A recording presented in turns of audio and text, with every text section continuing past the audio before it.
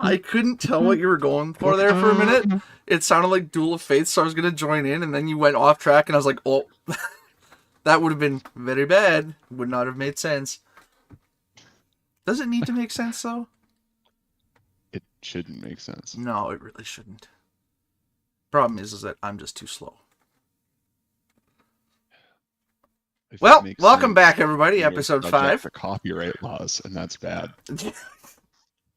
Fair. We are slowly getting better at this. I didn't accidentally cut Chris off this time in the intro. Wow. Wow, Scoob. I'm a real boy. So, you were telling me earlier today that there was some new bullshittery going on with F1, and I am interested to hear it. There's always so much bullshittery with Formula One. Yeah, I heard because you talked about quite a bit when McLaren took themselves out in that first corner of last week's race, last weekend. Yeah, 2 weeks ago. Was it 2 weeks? Yeah. Actually, check this. I gotta check the schedule. All I know is you told me that after all the shit talk that people have had with McLaren this year, especially with Max trying to catch up to them so fervently, and then they take each other out in the first corner. I actually saw a clip of it finally earlier today. Scroll through my TikTok feed, because I am apparently 2 weeks behind everybody else when it comes to up and coming news. That was funny shit. You were not kidding. That fucker went wide and was like, you know what? I'm going to come back. How much signal I need? None? Okay, good luck, everybody else.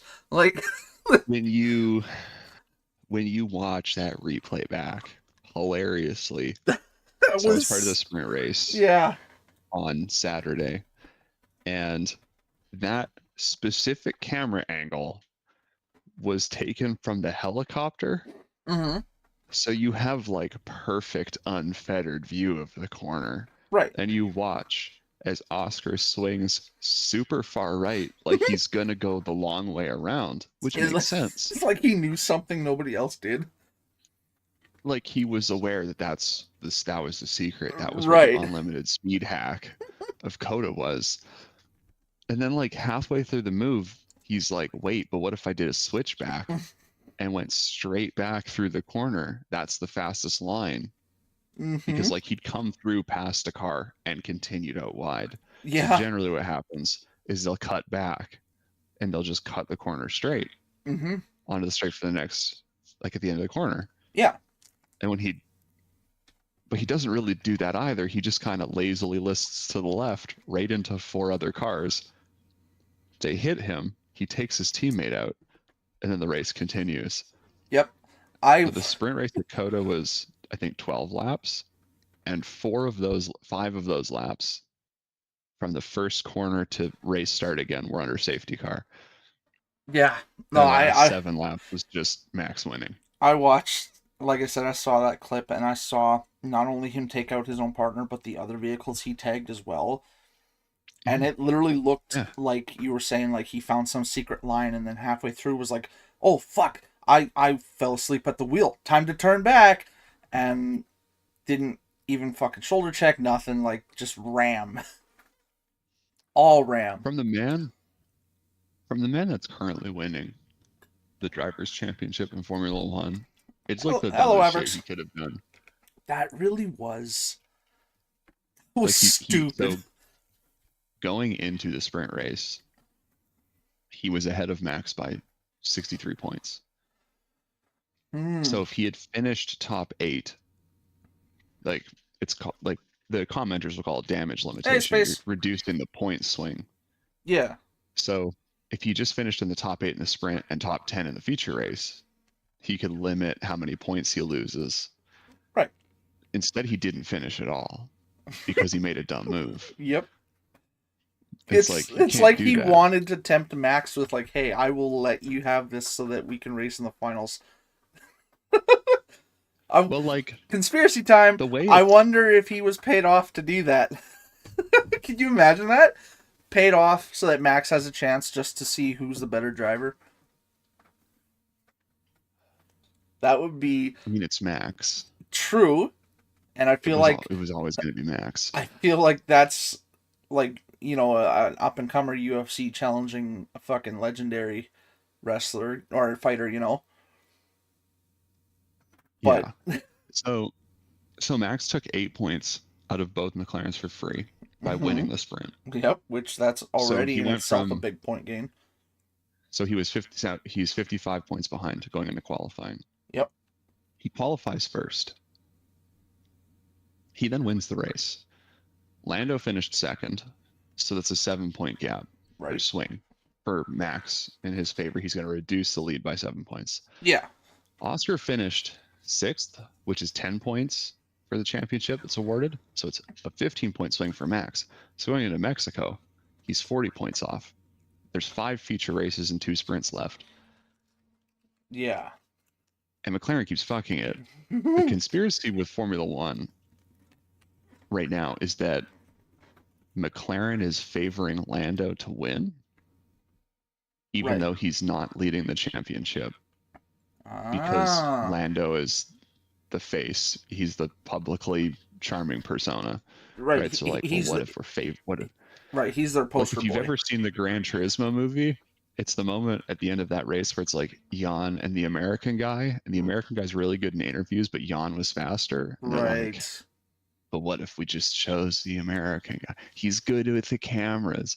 You know what I mean? It's that, Right. right? He'll look better on the podium than the actual person with talent. Yes. That was such a debated answer from you. You didn't know how to say that. You just, I yes. wasn't sure how to actually answer the question.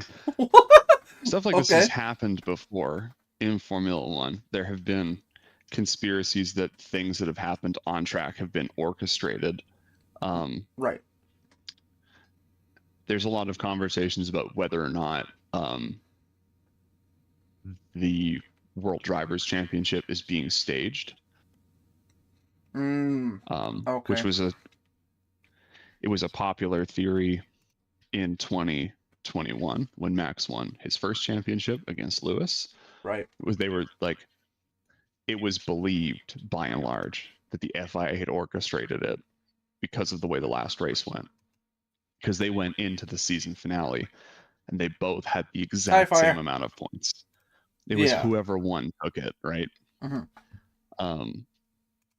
So there've been like, people are like, well, maybe the FIA is intervening again, and they're trying to make it like they found something that made the Red Bull better, and they removed that.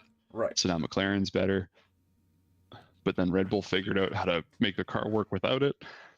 So it's coming back their way. And this is what they wanted because that drives TV ratings up. I think it's just the fact that McLaren isn't actually that good. Fair. Like they built a rocket ship. It seems like they've made a lot of questionable decisions. Yeah. All of their decisions are questionable. Yeah.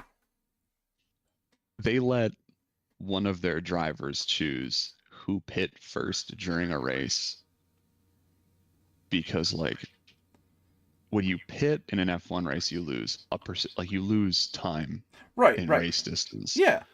So if you undercut the people in front of you by pitting like maybe half a lap early, or like by pitting just before they do, you can potentially make up that difference with fresh tires. Right.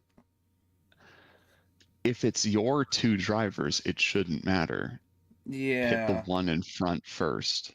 Yeah. Because the odds that the one behind it is going to exceed that place and make it, because like the first driver's going to come in, that's a 20-second deficit. Then you're going to wait a whole lap for your second driver to come back. Yeah. And you're going to pit them. And they're going to lose their 20 seconds. It's not going to matter. Like, even if they do pick up 5 seconds, it's not going to equate the gap. Yeah, that's very counterintuitive. McLaren is making like midfield decisions as a front of the field team, and it doesn't make a lot of sense. And they've done this all year long. The favoring Lando thing comes from points where they've had Oscar give back the position to Lando for dumb shit very specifically, he had a slow pit stop, and it was Max Oscar Lando. Oscar's been leading the world championship all year. Yeah. Lando has a 5-second pit stop, which is significantly longer than it's supposed to be. He catches up to Oscar, and then Oscar gets team orders. He's like, Oscar, we need you to give a position back. It's fair. This is what the team has decided. Wow. And even Oscar on the radio is like, because he had a slow pit stop, and they're like, Oscar, you got to give it back. To the point where even Max, because Max, like they have the big Jumbotron screens around the track for the Right. grandstands. He saw that interaction because the radio message got broadcast. He Right. saw it from his car, read it, Jesus. and then they like his race engineer called him on the radio and was like, the McLarens are changing position behind you. And Max was like, what? Because he had a slow stop? And they were and his race engineer was like, yeah, basically. Like, that That's is such pretty much the summation of dirtbag this. bullshit. I'm Yeah. sorry if I was that. What was the driver that had to give a spot back to Oscar? Do you know his name, or were we just saying it was the other driver? Oscar had to swap for Lando, Oh, right. Okay, so Oscar gave Lando his spot back. was the call. Yeah. If I was Oscar in that position, I literally would have been like, after this race, I'm done with you fucktards. Like, that's so far from okay. There have been a lot of news articles in the last week about McLaren too. Like the team owner for McLaren Racing has control over both the IndyCar team and the Formula One team. Right. Apparently, he promised Alex Palou, who's their IndyCar driver, a contract, like a potential contracted spot in Formula One based on What? performance. And then right after that, they hired Oscar. Oh. And so he backed out of his contract in IndyCar and went to a different team. And like he won a lot with McLaren. And then he went to a different team because he was like, my contract has been breached because it was in my contract. I would be assessed for a Formula One seat. Right. And they've just And then they pulled that. just voided Yeah. completely. They pulled the wool over his eyes so hard on that. Yeah. Who was Honestly, misled. I cannot say I feel bad for him in that situation. I would have done the same thing. I don't care how much I'm winning with a particular team in that situation or how much money I'm getting over one, like from one contract to another. The disrespect is not worth it because at the end of the day, you're still a human being. You still have a particular set of skills that sets you above the rest, right? And then they look at you and say, "Oh yeah, we're gonna do this." Haha, psych, joke's on you. And then that's public knowledge. That is humiliating, and that's just flat right. Like, McLaren should be fucking embarrassed for this kind of behavior. And the fact that they're not is just appalling to me. So I agree 100% with what you just said. But you know what? For $25 million a year, I live with it. That's a lot of money. You would. I don't know if it's just because I'm probably never going to be in a position to see that kind of money in my work contract. Well, that's exactly it. But right. or maybe it's just because I have a little bit too much dignity, like more than I should. Because I honestly, like, I walked away from my construction job where I was making twice the amount I was at when I was managing in automotive parts, purely because they disrespected me and tried to pull the wool over my eyes with that shit. And I even got hurt for that company. And that's part of the reason why I'm in this situation I am now with my body. And when I found out that they were just going to fire me as soon as I came back full time off of rehab, I was like, yeah, no, that's not okay. That's not happening. You can go to hell. And I went back to my automotive parts job and eventually became a manager there. And I was making 30,000 less a year. I was still making enough to pay my bills and have extra, cash to live comfortably, but it just, my dignity got the better of me, and I was like, I'm not going to live with that disrespect. Although it ended up kind of working in my favor anyways, because I found out from my mother, because as you know, she works for the same company, just in their trucking division now. The Yeah. guy that pulled that shit with me, he actually got bought out by the owner that owns all of the companies, and that guy went away. Nobody knows where he is now, because apparently he made the joke to the owner. Yeah, I think I've made enough money off of my employees that I'm going to retire in the next couple of years. And apparently the owner looked at him and said, "Why wait?" And he handed him a check to buy his company outright. And he was like, "Okay, get the fuck out." It's like, how does it feel? How the turns table. Yeah. Oh, it was beautiful. I wish that I would have known sooner, because I would have happily been there to shake his hand on the way out the door and say, "Hey, welcome to my life."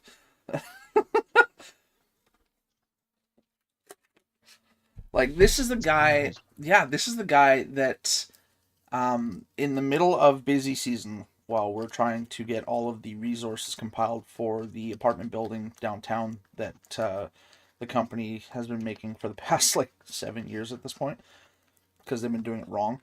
Um, he decided it was a good idea to take 3 weeks off to go to Germany to buy a fucking dog. Yeah, and then proceeded to bring the untrained dog to work. It would sit in his office all day with him. So he would never leave the office. He would never get any orders done, nothing. It was me doing all of it because I was the site supervisor.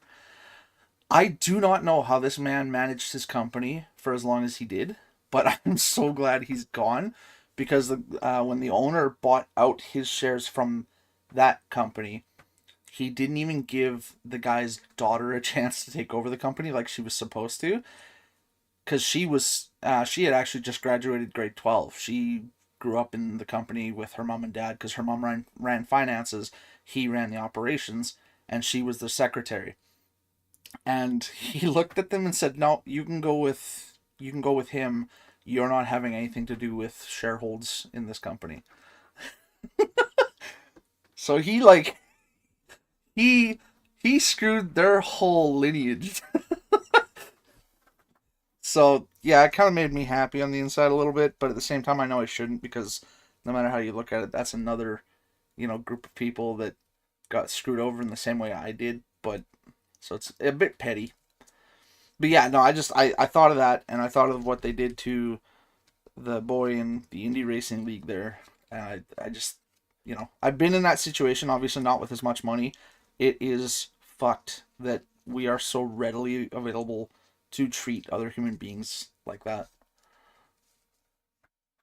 My yeah, my favorite bit of the McLaren camp was kind of right as the summer break ended.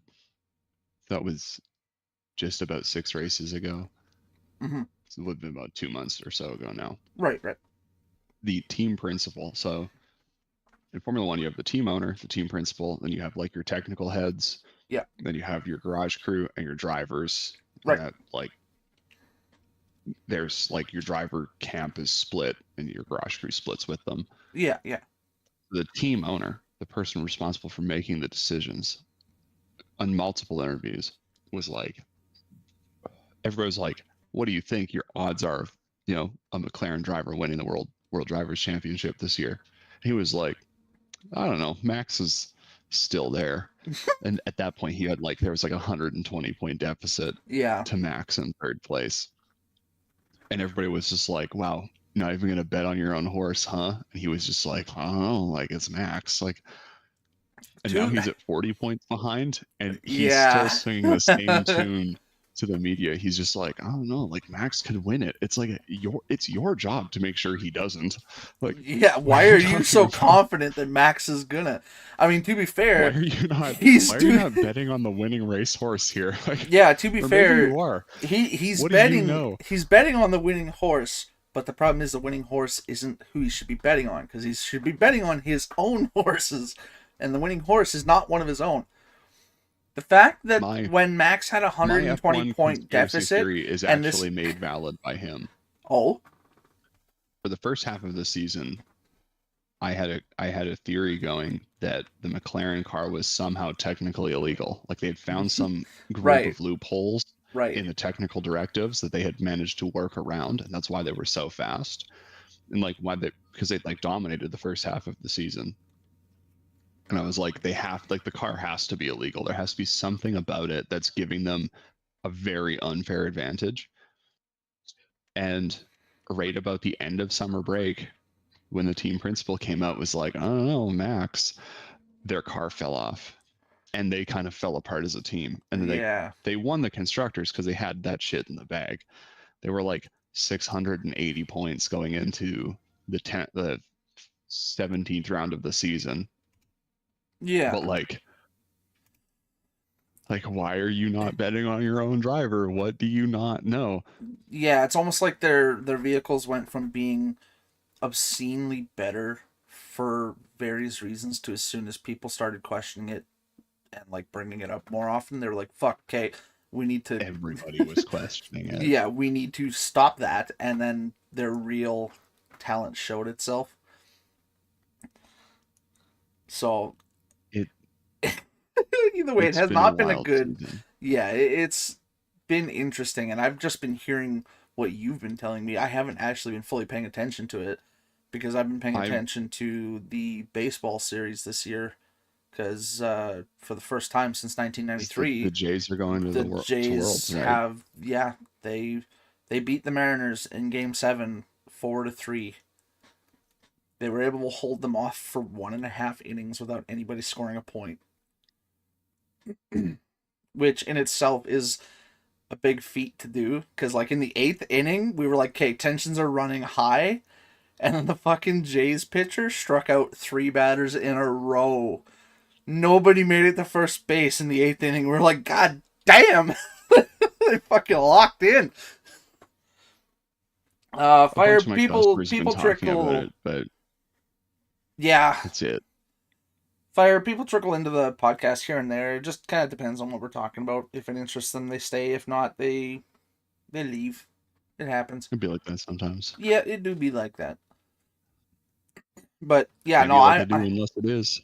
I I'm super excited though to see like how this plays out for them, because even if they don't win it, this is a major thing for them, because like I said, it's been a very long time since they have made it to the World Series even. Okay, so knowing like the track record of Canadian sports fans, what would be worse, the Jays winning or the Jays losing the World Series? I think Because like the last time Toronto won anything in the sports sphere, like they almost burned half the city to the ground. American sports fans are equally as guilty of that. But like yeah. if they lose, Well, does Toronto see, vanish? And if they win, does like half of Ontario vanish? Like the is problem that worse? I don't know. the problem is that I, I believe I can't remember 100%, but I believe who they're playing in the World Series this year for the like big championship is actually one of the worst American cities for rioting, whether their team wins or loses. I believe it's Is it Boston. Boston? Yeah. Yeah. So I think no matter what happens, this is kind of a lose-lose situation. You know the last time the Bostons won I think it was the Stanley Cup, the Bruins won the Stanley Cup. They like actually there was like the most active night for the fire department in the city of Boston's history. Yeah, wasn't that back when fucking Bobby Orr was still on the team? Something like that, yeah. That's back in Like the they just 80s or like the something. whole they flooded out of the arena and just like Yeah. burned the city to they were like fucking let's Well, and to be sports fair, fans are wild. it seems like that happens a lot more with the sport of hockey. Yeah, people get upset and True. disgruntled with football, but you don't really see rioting in the streets if your team loses the championship.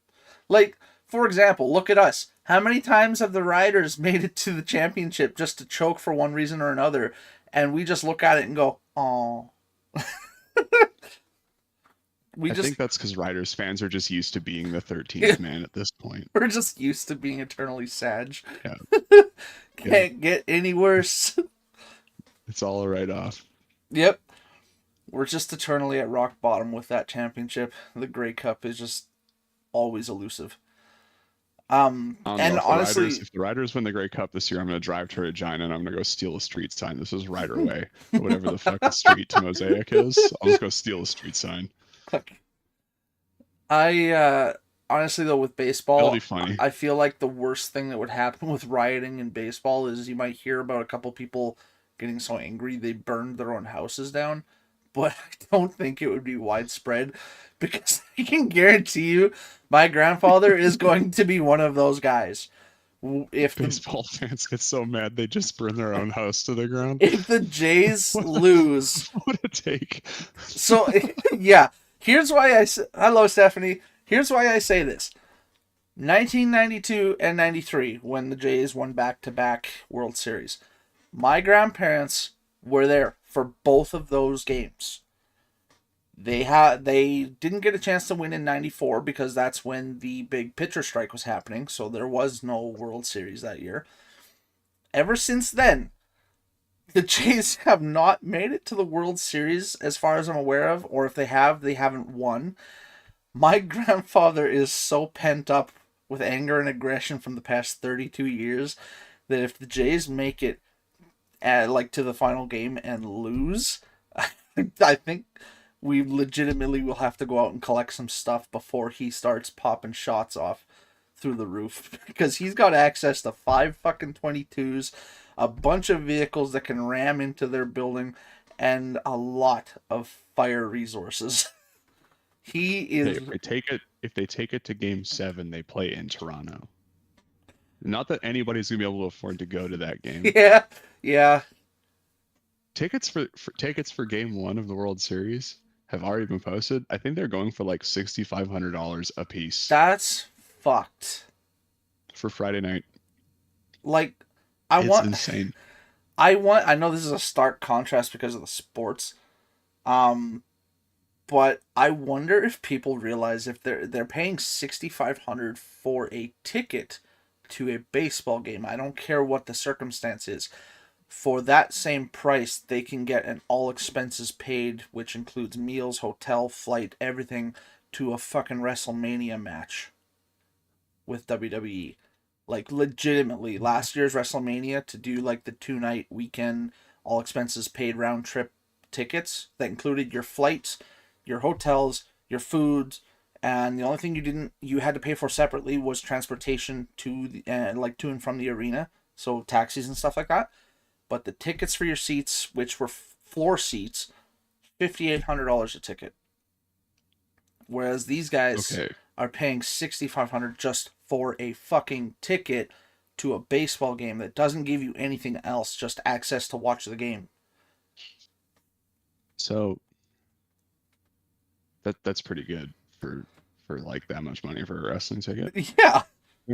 Formula One, just to compare that real quick, for one person, for like what they consider to be their like highest package. If I wanted to go see the end of the season in the UAE, Right.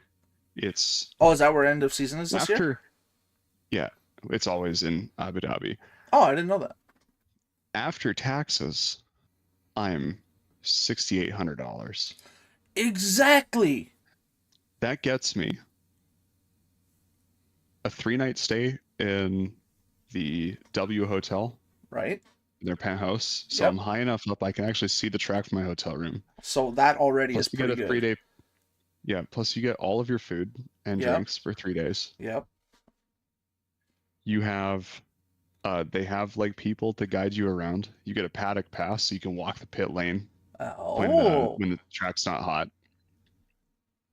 And you get access to all the after race concerts, which for this year include Benson Boone on Thursday, Eliana and Post Malone on Friday, Metallica on Saturday, and Katy Perry on Sunday. Okay, no word of a lie, I feel like I would actually enjoy Katy Perry live. I don't personally go looking for her music on Spotify, but if it comes on, I don't jump to turn her off the way I do with Taylor Swift. because I am not Swifty like that. She can go fuck off. But Plus, you get like some T-shirts, like some like team merch. yeah, yeah, You give them who merchandise your and favorite stuff. team is, and your favorite team, like the team that you pick there's like a box that's preset, so you get like the team shirt and a hat, which is expensive as shit. Like Yeah, I ain't. Listen, if I win the lottery, you'll know. I'll I be was wearing I was gonna say a Formula One team shirt. They're like $300. if we ever get big enough on the channel to where we can afford to do something like that, just as like a leisure thing, you and me are definitely going to the UA year-end F1 event. That would be super fucking cool. Yeah. The And hotel room Fire, itself the is Academy just server is doing over top good. of the 13th turn Ooh, of the track. So yeah. you can see the back. Um, so you can see coming off the front straight. Well, maybe not off the front straight, but you can see coming into the hairpin of turn 9, 10, 11, 12, 13, 14. And then as they kind of disappeared back to the start stop, Mm-hmm. there are no good seats at an F1 race. It just doesn't That's exist. fair. You just you gotta take what you can. Yeah, the Academy server's doing good. Fire, we're just over 50 members now, I believe, and still growing. Stephanie, why do you and Blue have a stop sign on your bathroom door? Because that's where you need a stop sign. Oh, that's where you need it. I would expect yield or Wait, const, hey, hold on. hold Where on. are you putting your stop sign? Usually on the bedroom door. Um, that sounded a lot more sad than I meant it to. Let's make your drink out. If I was to get a sign for the bathroom door, I would probably get construction ahead, slow down. That I feel like would be a fucking hilarious sign for the bathroom door. And yes, that means I would have to do a drive by with a construction site with probably some old guy named Larry yelling at me as I drive away with their sign. But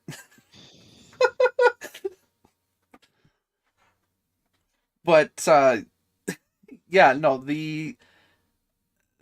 trying to get good seats at an F1 race, like you said, just isn't a thing because I mean, where would there even be a good setup to see a lot of angles, right? It's kind of like the Isle of Man races. You know You what? pretty much just post up on a corner and watch as all the vehicles go by at that one corner. Um, the U.S. Grand Prix in Austin, Texas, Yep. at COTA, Yep. it would have probably the best seat for watching F1. There is I can't remember what they call it, but it's a spire. You take an elevator up, and it's got a glass floor with a bar and a restaurant built Oh. into the center of it and Oh. seating all the way around, so you can look straight down and see the Uh entire track. what do they call those? I don't The know if that would be very good, but because you're so far away. well, yeah, yeah, you're kind of like a bird's eye view kind of thing. Instead of seeing it up close, you're watching the whole thing from a whole perspective. Hmm. I feel like that would hardcore be something from like a businessman standpoint, someone who's there purely as like an event to deal with some sort of business. I don't feel like that would be very good for someone like us who is there to enjoy watching the race past like the drinks and the food maybe up there, but we wouldn't be seeing a lot of fuck all of anything. It's like, see that black pebble that went by? Who No, was that? I don't know. I think that was Max. Maybe it was Yeah. a Cadillac. Yeah. So I feel like the whole idea of we're gonna call them the bird's eye towers. The whole idea of those towers sounds cool in the essence of like, hey, I did this, but would you do it again? No. I got the experience. It was worth it in some aspects, not in others. I think even if I had that kind of money, I wouldn't do it. There's a lot of shit you could Yeah, do okay, with so that. we Like are with on the same. $7,000. Yeah. We are on the same mindset with that That then. is Canadian dollar, by the way, though. So that's not. Mm. Like at least So it's not that's even 7,000 like yeah, US that's even dollars. better because That's that's like already 38,000 Canadian dollars. yeah, that's already our currency. That is fucking cheap for something to be able like for an event like Yeah. that. Because like the only thing I'd have to get past that is my passport because I haven't had my passport Hmm. since I was like 13. Good reminder. I gotta do that too. Wait, what do you need yours for? uh, I need mine so I can go to the States in the spring for the International Car Wash Show. Oh, you're going to that next year. I'm supposed to, yeah. Oh, okay. I've heard you talk Because about it a few Kelly doesn't want to times. go to Nashville. Why would you not want to go to And Nashville? because he's been to Nashville, he doesn't want to go to Nashville. Oh, Him and I, he's, him and I, we've talked about this a lot. Like, which city would you want to go to the car wash show in? He likes Vegas.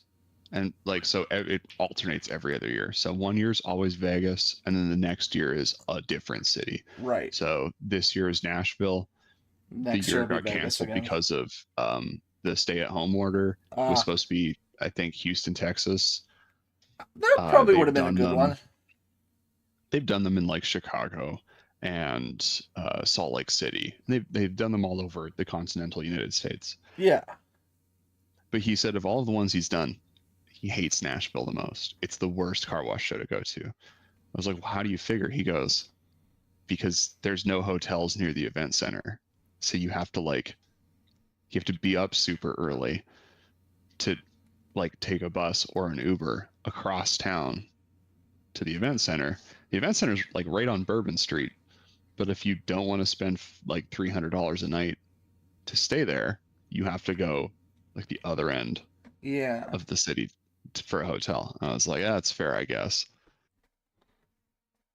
I because mean, we don't so we okay, don't decide so where the rooms are. The owner of the company decides where the rooms are. yeah. No, that's fair. I guess if that's the case, then that makes sense. It's not that he hates Nashville, it's circumstantial because it's not very convenient. It's just inconvenient. Yeah, Yeah, that's all it it's is. And he's old. more I was gonna say, and Kelly's not exactly the youngest guy or spryest There's guy. there's nothing on Bourbon Street that he cares about. Yeah, no, I could see that. Um, well, and I know how, and I'm not even older people. I just know how people who tend to be more impatient or grouchy get when inconvenience strikes them. Yeah, I mean, look at us. We had that today Yeah. at work. We Yeah. couldn't get a hold of a customer. I'm supposed to go and put Oh, this an is a overhead different story boom than you heard in at than you told tomorrow. me earlier. This is yeah. So I'm supposed to go to uh Rod's Hot Rods tomorrow to go and Oh, mount yep, yep, an overhead tray with a boom in it right. for a wash bay that they're building. Because I don't know if you follow Rods on Facebook, but they just took over the building that's right across from them, like Yep, yeah, because just up Faithful. they originally took over the BMW Motorrad building, the small one across the street, because Yes. that was the secondary building that Finn Motorsports had when I was working there for them, Hmm. and that's actually the building I bought my motorcycle from. Yeah. And So they've expanded again. and they wait, so that means they bought out the furniture and um little critters Nope. pet place from The across the street. just the vet place, just the dog groomer. Oh, did the dog groomer eventually buy out the The furniture curtain place that people was on weren't the in that corner? building. No, they were in a building up. Oh, oh, okay. Because I remember There was two buildings there. It was split front back. So he yeah. took the pet grooming and all of their shop space. Oh, okay. So the back So half, he's the putting a other wash company's bay in. still there. Yeah. Oh, okay, okay. Yeah, So I didn't know how they had split that building after we moved out of it. yeah, we've got one of our on-call guys is ready to do it. He's only good for tomorrow. I want to go with him because we've used Landon a bunch already this rotation, so we're trying to let him hang out at home vibe. And I can see him nodding from the corner. And so we're ready to do it. We just need to get in, and we need a man lift so we can get up to the roof. Yeah. Like Kelly's trying to call this guy, like the owner, Rod Deschner, and he's like, Can't get a hold of him. Can't get a hold of him. Can't get a hold of him.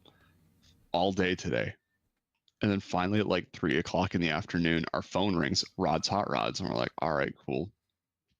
And it's Rod. Yeah. He's like, yeah, what are you guys calling me about all day? Like, what could be so important? What Like, do we you want to get in, think? we want to put this overhead boom in and get like most of it done, because the rest we can do pretty much from a ladder. And he Yeah. goes, oh yeah, what do you guys want? We're like 9 o'clock tomorrow morning. He goes, oh yeah, the stuff will all be there for that. Just come on in whenever you're around. Like, oh, thanks, man. I just that I thought. told Kelly like 15 minutes before, I was like, if we don't hear from him by the end of the day, we should just push it off till next week and like, see you later, bud. Yeah. Well, I mean, you're the one that wants, like, he's the one that wants your company to do that work, and then blows off your calls because he just couldn't be bothered. I hate people like that, because we had people like that when I was working in the service department at Yeah. Fun Motorsports too. Like, we would fix their sled, and then we'd call them and be like, "Hey, we got the new pull cord on your sled, the new resistors on, the clutches are fixed, everything's ready to go. Come pick up your MXZ." Well, it's not snowing for another month and a half out here, so I'm not worried about it. So I just started telling people, okay, well, after 3 weeks, we start docking you a storage fee. Well, how much is Yep. that? $60 a week? Well, how much is my bill for what we did? 2,800. I'll come pick it up tomorrow. Yeah, that's what I fucking thought. Yep. Like, I can't stand that sort of entitlement. Like, we're a fucking business place, not a storage unit. We do a lot of business with Proline Motorsports, and they have the same Oh. issue. Yeah. They hit a point, like Kelly took his Sea Ray Mhm. in to get it serviced for like probably the first time since he's bought the thing. It's like a 25-year-old wake boat. Yeah. Took it in to get it serviced because he never put it in the water this year. Right.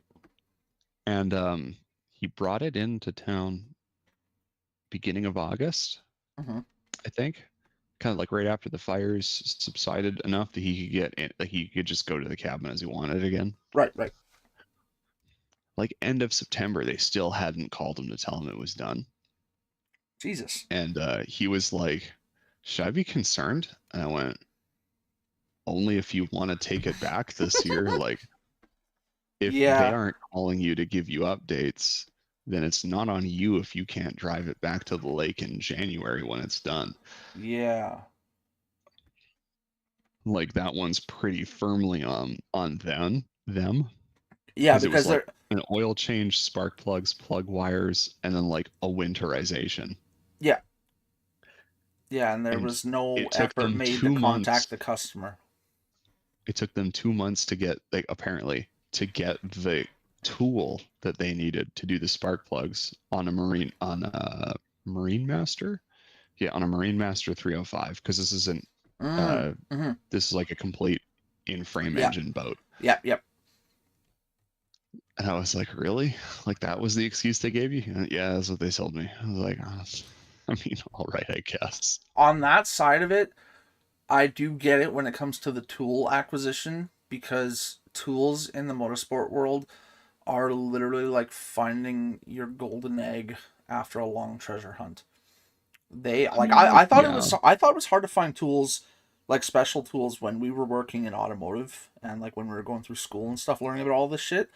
No, I went to motorsports, and the tool that you need to work on the E-frame of a Skidoo MX is different than the one for the little what do they call it, the Dynamite or whatever, the little one-person sled, the tiny one made Yep. for running fields. It's the same Yep. fucking screw, but because they're in a different position, you need a different tool. That's it. Mm-hmm. Yeah. The time to get those tools was 4 to 8 weeks per tool. And I was like, so are they basically, do they have to fucking make them and then send them out? Later I found out pretty much yes, because the amount of people actually buying them is so low that they never bothered making them in bulk. Once they ran out of stock, they were like, well, when someone else needs it, we'll make an order of like 20 of them at the factory and then send them out. Good job. Good job, Skidoo. Yeah, so you fight lead time all the way around. Oh yeah, it's horrible. Which is weird because it's ass backwards when it comes to the parts. Like automotive, I had a significantly more difficult time getting parts that you had to specially order. So like Toyota Camry, trying to get a VVT solenoid for the the valves in the cylinder heads. Pretty basic part, but because it's a Toyota Camry 4 cylinder, that little 1.8 liter or whatever the hell it is they use, it would take me fucking 5 weeks from Best Buy, which is just Edmonton, to get it. But in motorsports, a part like that, like a whole new cylinder head itself for an L twin Ducati 1103cc liquid cooled engine for like the V4 Panigale, I could have a new one in 3 days. What the fuck? It Yeah. was so wild. But yeah, it's so how badly did Kelly lose his shit when that guy finally called? Or did he lose his shit when he wasn't answering the call? He him and I have the same kind of reaction at this point.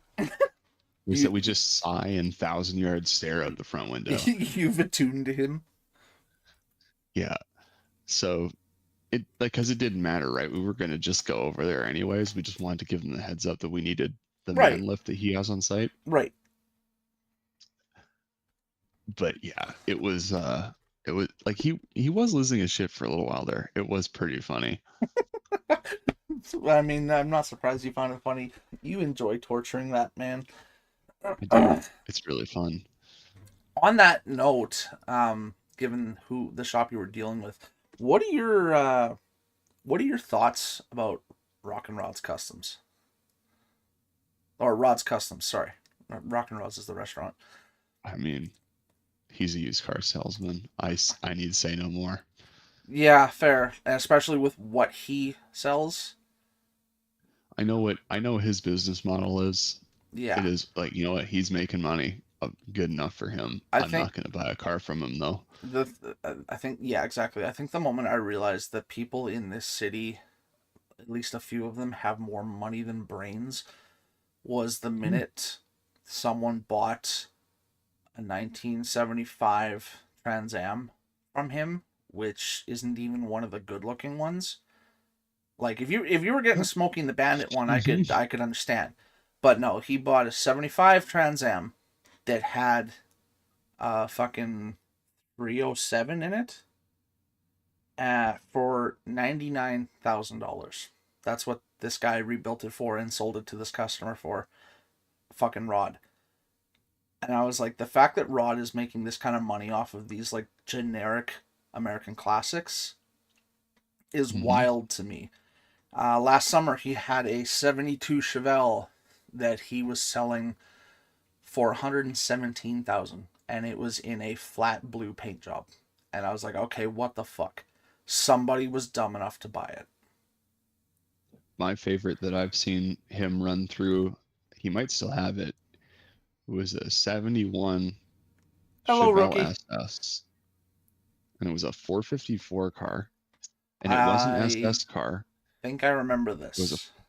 454 convertible automatic Yeah, open rear end. yeah, I do remember the convertible. And I'll give him props because he found a way to spin it. He was like, this is super rare options wise. And I was like, it's because it's got none of the options anybody that's buying an SS car wants. Yeah, Like, yeah, like you might as well tell me you ripped the suspension out of it too. yeah. Like, Like you there's want no, there's options when it nothing there. Yeah, like you It want rare doesn't have. options when it comes to Chevelles. You want to find an SS that has the true cowl induction hood, where every time you'd step on the throttle, that little plate at the base of the hood by your firewall would open up to allow Yeah, extra air in. That's a rare accessory. no, yeah, no cowl hood, no factory tachometer, like It was just a bare cloth bones Mexican SS. blanket leather seats. Oh God, It's basically just a bare bones car with an SS I badge on the yeah, side. I was gonna say I feel like he didn't run I the don't know. numbers because that would not have been an SS. wanted Fuck. 76 for it. I think somebody bought it. I can't believe how dumb people are. Like, do they not realize that SS's in 70? I don't know about the other years, but 71 in particular, I know this because it's my dream car. 71 SS Chevelles didn't come with anything but leather seats. It's I think it's a convenience thing, right? He's Yeah, got one. I He's just, already done the work to find it and make sure it runs. One like yeah, and because he people are does actually have to make them run. right, and people are dumb enough to pay the price he asks. Well, some people aren't mechanically inclined. I know, I which can't fault all the more reason can't if fault you're people for not gonna being able to work on their own stuff. if you're gonna buy okay, this might be a bit petty, but when it comes to old cars like classics, doesn't matter whether it's American, European, whatever. If you're buying a classic car that you know has a very very high chance of breaking something as soon as you start it up every time, you need to be mechanically inclined, even a little bit, enough to know what's going on with your own vehicle. Because you can't just dish out 80 grand for a fucking car and then get in it and go, oh, it's rattling. Why? I don't know. Let's keep driving it. I just, that thought Well, process bugs the shit out of me. hold on. You're buying it. Let's flip the script on this. You got a bunch of money. Right? You've always wanted a car that you had in high school, Right? right? You had a classic, a 67 Camaro, we'll say, Right? Right? an SS with all the Razoo features and bits and bobs and whistles and bells. Right? And I gotta have that car again. And it's gotta run and drive. But I cannot turn a wrench to save my life. But I've got a lot of money. Now this guy's got a car for a decent amount of money. It's not all of my money, but it's a good chunk of it. Would you not just buy that car for the convenience and simplicity of it? You can get around the mechanical expertise if you have the budget to back it, right? Like, Having, so I do the well, same thing with my own car at this point. Like, I know how to fix 90% of it. right, Everything I right, don't, I have to just be okay with forking out the repair bill on. I have no option. I can't fix it myself. right. But to counter that thought, how much of that happens to you though? Because very Enough to have cost me lots of money. But how much money have you saved yourself because you have been able to do the majority of the work yourself because you have the I'm probably net knowledge? even realistically. I get what you're saying, but like from a from And a certain that's perspective, yeah, absolutely. You should probably have some kind of mechanical inclination on an old car, but also if you make enough money to just have it fixed, you can just do that too. I just that's still when it comes to classic vehicles. That now obviously this is personal opinion, so it's all just like whatever, not even so much hearsay, it's just whatever. This is my thoughts on it because I am mechanically inclined and base a lot of my passion in the classics. Having the money to pay for it to be fixed by someone else tells me that you have the money to fix it yourself, but you're too lazy to actually do it. With a classic car. New cars, I get it because they're so fucking difficult to understand and figure out these days because of the way they're designed. But classic cars, and again, this is probably just because of the way I was raised when it comes to classic cars. If you have the money to buy something like that, especially for the amount of money you're going to buy it at, if it's fully restored, if you get in it and a fucking U joint in your drive shaft goes, you have the 3 grand to fork over to a shop to fix it. That means you also have the time and money to go and buy the $50 worth of U joints to fix it yourself. It's just that you're being lazy and you don't want to take the time to learn about your own vehicle. That also comes from the fact that I have dealt with so many people when I was in the automotive industry in parts that didn't even know how to change a wiper blade on their own vehicle, that I physically started getting angry with it over time. That's different though. And but it kind of spans out from that though, right? Because you eventually start looking at it as a whole from that perspective, that negative perspective, and going, okay, these people are too dumb to understand that they own a Hyundai Elantra. When you ask them what kind of vehicle they own, they say Hyundai. Okay, that's the make. I need the model. Well, I don't know. It's a the one Hyundai. parked out front through the window. Can't Yeah, you see it? yeah, literally, that is what we got told so much, and it's like, sir, there is 7 Hyundais parked out front, 3 of them being our own delivery cars. That does not help me. And so we would ask people, bring in your registration or something. Well, why should I have to do that? Well, you don't own, you obviously don't know what kind of vehicle you own. So how the hell am I supposed to know if your windshield takes a 23-inch wiper blade, a 15, a 28? Because some of those small cars took a 28 on the driver's side and a 14 on the passenger side, which is completely wild to me. Like at that point, just have one fucking wiper blade doing the whole windshield.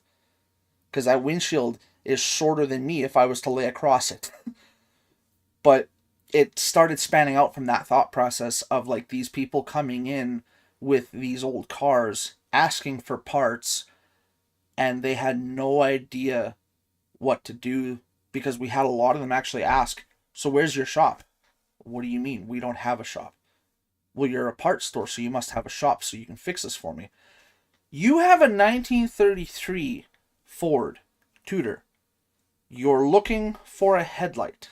I can get you the headlight for $12. But unless you're paying me, which I know how to fix it, it's going to take 5 fucking minutes. You're willing to pay a shop $180 to change this for you. Where's the sense in that? It's literally just 3 bolts to undo it. So people would go to Canadian Tire because that's the only place that was close enough and connected to us in terms of parts. And it just, that thought process pissed me off so much, and I realized at some point that yes, it is negative, and that's partially because I am biased to the fact that I am trained in automotive technician, same as you, and I very much base my passion in classic cars. And then that thought process of, you don't know how to change a wiper blade, why should I help you with life? So that's my negative thought of the day. I do get where you're coming from, because yes, if you're in a particular type of situation, like I guess I could look at it from my situation now, where I'm not physically fit enough to be able to work on my own vehicles. But the problem is I don't have the fucking money to compensate for that. So I still have to force myself to do it. But those people, I get it, and I will give them a pass. But if you're just being lazy and you're fully able to comprehend and physically able to do it, then you should fucking do it with an old car. New car, I don't care. New cars, whatever. There's so much technology and bullshit going on in them that I get it. Even us who are trained in them don't want to deal with it, so I get it. But classic cars, they're stupid easy. They're simple. There's so much room. You can stand in the fucking engine bay beside the engine and work on it. Why take the time to buy a $60,000 car that's been rebuilt 3 times throughout its life and then not work on it yourself, you know? Like, you're buying something that's supposed to be your pride and joy, but that pride is supposed to come from you having put your own sweat, blood, and tears into it. Well, yeah, but the people that want to do that are already doing that. They're pulling the shell out the bush. They're dragging it home on the trailer. They're throwing it on some jack stands in the trailer, and they're spending the next 4 years of their life to do exactly that. Yeah. Literally look at my boss, for example. Yeah. He has 2 classic cars that he's built and still owns.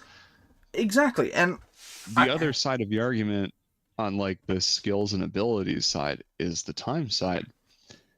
Maybe you can figure out how to do it all yourself, and that's cool. But you don't have the time. I live with a prime example of that. We've got a classic car that's pretty straight. Like, the more I've dug into it, the more straightforward it is to work on realistically, sitting in our garage. Is that old? The guy that owns it doesn't have a ton of time. Is that old Volkswagen? Yeah. Isn't that Landon's? Yeah, it's an old. Yeah, it's a Mark II Rabbit GTI. Right.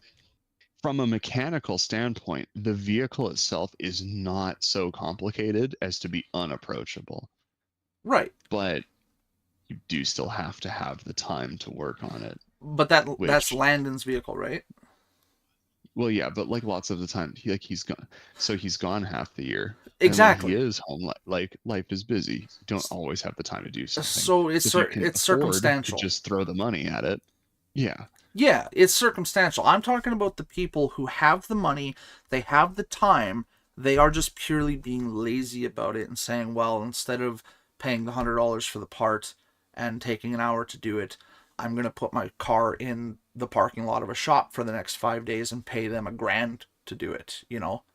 yeah. I don't understand that thought process, and maybe that's just because we live by the motto of save as much money as possible. But like I do wish I had that luxury sometimes. fair, You know what I fair, mean? fair. Like I said, right now with my medical situation, I wish I did, but I don't. So I still have to force myself to get underneath my vehicles, which is even harder with each passing week.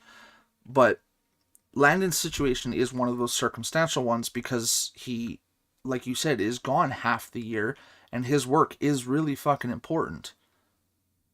Yeah. So he's not in that category I fault for that, because I know if he had the time, Landon would do that. He would happily stand out there with you while you two worked on it together. I know he would because he's that kind of guy. So he's not one of the Yeah. people I fault for that.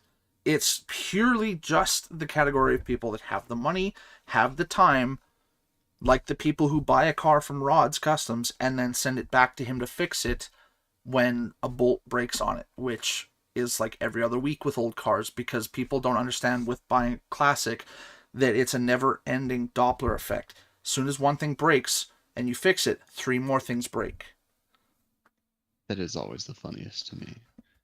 One of one of Kelly's friends bought a classic car from Rod's. It was a 1970,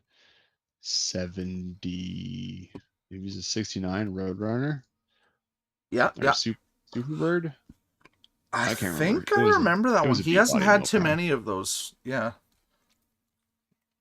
So he bought it for a lot of money. Always wanted one, had one in high school, had to have, or a Demon. That's what it was. It was a Dodge Dart Demon, an original 340 4-speed car. Nice. Yeah. Got it, drove it home. He's a big dude, had paid to get the brackets so he could drop the seat and fit in it nice. Right. Put, the right steering wheel back in it because Mopar people are insane. Right. And Mopar is all about stalk or walk. it's gotta be numbers matching. And Yeah. if it's not, the car might as well scrap it. Yeah. That's your thermostat isn't original. Throw it out. That thought process is wild Um, to me, but I've seen it yes. so much. So he drove the car for 3 months and like fixed a bunch of issues it had and then took it back to Rod's and traded it for a 57 Bel Air. Jesus Christ. Yeah, plus cash. So he That's bought a car for I think if I remember the story, he bought it for 65 grand. Put another couple $1,000s into it and then took it back because he didn't like driving it because it's hard to drive manual and traded it for a resto modded Bel Air and gave him another like 10 grand. okay. Wait a minute. That hurt my brain a little bit. It wasn't the fact Yeah. that the vehicle was too small for him. Clearly, it was the fact that he struggles with manuals. Yeah. Well, he struggled to drive an older manual vehicle.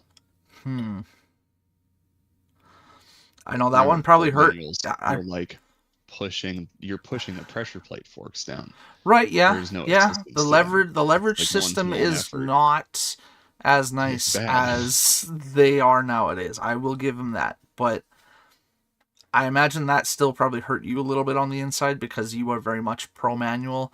So much so that you're still trying to convince me to swap a manual valve system into my transmission on my drag car. But Listen. Those two things are not the same. A manual transmission, a manual valve body, and an automatic trans. no, I know. But What I'm killed just me talking about about it was that he owned an original Dodge Demon Yeah. and then traded it in for a Chevy Bel Air. And I Yeah. was like, why? He was like, it's hard to drive. And I was like, yeah, okay, yeah, you're right. Like, Fair. I can't refute that. I mean, I get it, but I don't know. That still just bugs me because that's one of the few things that I am dead set in with like the way I was raised. I have like, as you know, I'm pretty flexible and I'm willing to understand a lot of, well, most anything when people talk, and I can look at both sides of it. For whatever reason, when it comes to classic cars, my brain is like dead set on what I want, and a lot of people, when their opinions differ from that, I don't go outright to saying they're wrong, but I very much have to stop myself from that before I come across as a dick, because that's not my intention, but that's the first thought I go to is like, well, no, that's not what I would want in that vehicle, so you're wrong. And that's, I know that's toxic, which is why I stop myself. But That's why I don't go to car things anymore. I'm not gonna lie, that's why I don't either. No word of a lie, the last car show I've been to my own recollection, was the car show we had at school when we were going through mechanics. The one that the agricultural side had on back when I still had my Lincoln. That was the last car show I went to. For that very reason, because I I didn't even go to that. yeah, I was upset that Rob, sorry, not Rob, Bob, our program head, brought his motorcycle and put it right beside my car, and I felt like it was a bit intentional because people would come up to my car, go, "Oh, Lincoln, oh, Harley," and immediately walk by my car, and I'd be like, "Bob, can you just fuck off and die?" Like, you're like 68 on death's door. Come on, man, just get out of the way. That is legitimately how I felt about it. And later I realized, I was like, yeah, I probably shouldn't do that anymore, because in hindsight, his Harley was a really nice looking Harley. And this was before I got into motorcycles. So even I admitted back then, yeah, shit, this is actually a really nice bike. Well worth the like 54,000 that it's worth. And then sitting right beside it was my slowly rusting and rotting 95 town car that looked like a white piece of pigeon turd. So I get a little too competitive and heated, and Rookie seems to be having fun with the Slowly chat. rusting, he says. Slowly. There was nothing slow about how that junker was rusting, bud. To be fair, I still actually have pictures and videos of the undercarriage, and it was rusted, but nothing was rusted through. I was pretty happy about that. It didn't look good, but everything was still solid. Not like Mac's truck. Don't forget Mac's truck. Mac's truck was only a year older than my car. It was like wasn't it like a 94 F1 F150 or something like that? And the box had Yeah, nothing but it holes was in it. over. Was it a It 92 looked like or a 90? it was an F100. Oh, so 80, late 80s then. Yeah, it was a bullnose F100. It was like the last year of them. Yeah, okay. Either way, not too terribly much older. And you remember how bad the box was in that thing? Remember when he put it in the wash bay and punched a hole clean through the other side of the box with the washer? Hey, I remember how bad that thing was when the previous owners had it because I knew them quite Oh, well. did you? You knew the previous owners of Yeah, that truck? Fuck. yeah. Did Chris? And Or, I fuck. proved that. I proved that to Mac because I was like, that truck looks really familiar. And he goes, yeah, well, I bought it from some folks on the other side of the city. And I was like, oh, yeah, that's cool. And he rattled off her name. And I was like, that sounds really familiar. I was like, do you have any maintenance records, like receipts or invoices? He was like, yeah, I think so. And he dug up the folder of receipts and Like all the work that had been workup, done yeah. to it. Yeah, because the thing like never ran as long as he owned it. And sure enough, the name on the last invoice was a name I knew very well. Fair. I Like since I was 9, had known like 9 to 18. And I did remember messaging him. I was like, "Hey, yo, your mom's old piece of shit truck. My buddy bought it," and he was like, how do you know the guy that bought my mom's old F100? I was like, I go to school with him for mechanics. And he replied with, being a mechanic would be a good thing with that truck, lol. Not wrong. Not wrong. Although, unfortunately, it did not seem to stick with Mac. And that's maybe because he figured out when we were going to school that it wasn't a big passion of his, given what he does now that he's back in BC. But did Mac ever tell you what happened the day he sold the truck? No. No, I don't okay. remember anyways. This story still sticks out in my head purely because of how stupid and hilarious it is. As you know, it wouldn't start. It wouldn't turn over. Mhm. Nothing. It was almost like it had an exponentially dead battery. Never worked. And he replaced the starter solenoid on the fender. It worked for all of a month, and then it quit again. And so he posted it up to sell for $200. This guy comes to buy it while me and Hope are moving our stuff into the house. It's still sitting in the backyard. Mac is still kind of, around here and there, waiting for the truck to sell while we move our stuff into the house. And this dude in a work truck shows up with a buddy, and he gets out with a $40 Victory brand starter solenoid, and he plugs it in, truck starts, and Mac was like, well, it's probably going to break in a month or so again. The guy pulls out a little battery and a voltage meter and tests the starter solenoid.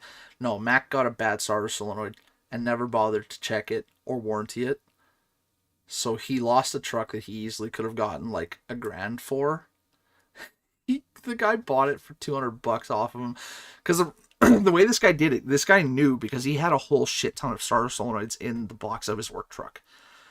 So this guy knew this is a problem. He was dead set that he was going to swap out starter solenoids until he got that truck home. He gave Mac the cash first, which is, in hindsight, a super smart move because then he can do what he needs to get it running, and the owner can't say shit because he's already got the money, title has been switched, keys in hand. So this guy gave Mac the money. I'm sitting there holding a box that's labeled kitchen stuff. I can hear plates clinking in the box. I stopped because this has caught my interest now. I'm standing there watching. Mac's counting the cash. All of a sudden the truck starts and Mac looks up and his face just drops. The guy waves at Mac out the window and then backs the truck up and leaves. Mac was so bad Mac was so mad he didn't even touch the truck topper, like the box topper that was in the backyard. I'm pretty sure it's still there rotting. He just kind of kicked it, said, well, fuck, and walked away. Next thing we knew is the next day he was on a plane back to BC, eternally depressed. Oh, that poor guy couldn't catch a break with that one. Really blue. Team Canada. Something about a maple leaf. Yep. Tasty. Especially the kind that sometimes. Yep, especially the kind that gives you syrup. But you told me yes. that you have a conspiracy theory. Yeah. Since you've been through Battlefield 6. Yes, we've been Does your conspiracy theory have anything to do with Battlefield 6? No, this is actually a wild story. Fuck you. Out the top, but this is a conspiracy theory. Hey, look, you've been throwing theories out all night, so I think it's my turn. Now, it doesn't apply to F1 or Battlefield, but this was a conspiracy theory I heard 5 years ago when I went back to being in the automotive parts, world. I had a customer come and ask, as you know, where I was working, we would change wiper blades and we would test batteries and alternators. Yep. He came in with a 1994 Ford Windstar, the old shitty van. Yep. Comes in, says, hey, I think my battery's dying. Can you help me? This guy is like 72, 5'1", and like 350 pounds. So I'm standing there on the curb testing his battery, and then he goes, well, how long is this going to take? And I said, honestly, usually less than 30 seconds. I'm already just waiting for the printout. We'll tell you what, Can you test my alternator too while the vehicle's on? Because then that'll give us time for me to tell you a story. And I was like, I don't know if I like this. I don't know if am enjoying where this is going, because when customers start telling me a story, I've always been taught at that particular workplace that it's rude to tell them to quit. So if you're going to get them to stop, you need to stop it before it happens. Otherwise, they get a bad rap. And this company is all about their reputation. So if you have to sit through a half an hour work or a half an hour story with a customer, you better be prepared to do it, which is something I never particularly cared for or enjoyed. So this guy, I can't say no. So I start testing the alternator. Whole time going through my mind is I'm already red flags going off. Please hurry up, test, test, test, test. He starts telling me, the mall down in Lawson. I was like, yes, I do know that mall. You know how they've got an area where security won't let you go down into the lower rooms? I was like, yes, those are a lot of old rooms that have been either vacated or deemed unsafe for one reason or another, so they're blocked off and quarantined. This guy looks at me straight in the face and says, well, they've been lying to you. I'm like, how do you figure? What have they been lying to me about? I'm getting ready to tell this guy to shut up and rip the clamps off of his battery and walk back in the store. He sidelines me with the security guards and the Saskatoon Police Department are keeping a pedophile ring safe down there so that they can traffic people. I looked at him and was like, oh, okay, now you've got my attention. How do you figure? Well, I tried to go down there and they stopped me and they wouldn't give me the reason why. So that must be it. And I was like, oh my God. So you're telling me because they wouldn't let you go into a quarantine room because it's unsafe for civilians, that there's suddenly traffickers down there and there's prisoners and smugglers and shit like that? Nothing about I see you processing this and you don't know how to take this. I didn't either. What threw me off even more about this story was my boss came out at the time, and because he was done for the day, he gets off at 3:30. He walks out, stops for all of 2 seconds to listen to this guy. I can see his mental process because he works fast. He looks at it, listens for 2 seconds, goes, okay, this guy's criminally insane. I'm walking away. I look at him and I mouth, help me. He looks at me, gives me the fucking Terminator 2 thumbs up, and walks to his car across the parking lot. I messaged him later that night, you're a piece of shit. And all he sent back was a laughing, crying face. That asshole. But I was stuck with this guy for 48 minutes. Someone inside actually timed it because apparently they knew about this guy, but didn't tell me that he's a well-known conspiracy theorist that likes to get himself into trouble in the city. So they willingly let me go through all this shit about this guy believing that Saskatoon is hiding a ring of traffickers and smugglers, and we're just not doing anything about it. So he's trying to make a campaign for people to forcefully enter those rooms down in the mall. I'm just like, are you this dumb? You're gonna get a whole army of conspiracy theorists who have nothing better to do than leave their mother's basements for an hour to go down there, and something's going to collapse or cave in and people are going to get hurt. I could not believe that this was a real thought process. It took me so long to even work through everything he said. Oh, Blue. We actually worked together to make these models. Chris designed them, technically, and I made them work with movability. Let's not talk about it. let's talk about it. It's not trademarked. Copyright. So yeah, that's Jam. So that's my oh yeah, I can definitely teach you. It'll be in 5 easy steps. That was my wild story about the conspiracy theorist guy of our city. I know you've probably heard worse, because this whole conspiracy theory idea about talking on the podcast was originally your idea, and I thought it'd be hilarious because I know you love talking about conspiracy theories just for the pure comedy. Let me just recap the facts. Yeah. So Okay, that's good, rookie. That's good. In in the mall, in one of the malls in Saskatoon, there are quarantine rooms the public is not allowed in. Correct. And this man believed beyond a shadow of a doubt that the Saskatoon Police Service and the RCMP were using them as a cover up to hide a human trafficking ring. Correct.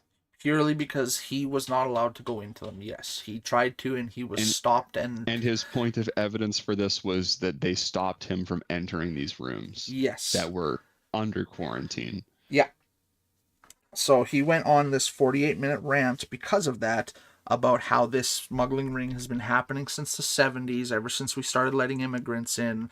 And it just went on tangent after tangent after tangent of like, how does this make sense?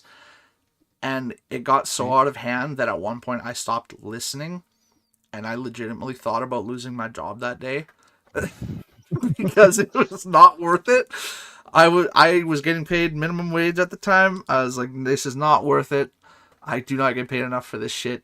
Your van is fine. Please leave. But I had to sit there and listen because otherwise I legitimately would have lost my job. Yes. I hope I never run into him again. That's wild. Mm-hmm. But very par for the course. You should have seen what his wife was doing in the passenger side the whole time. His wife was sitting there yelling at him the whole time. Let him go. He doesn't care about your random bullshit.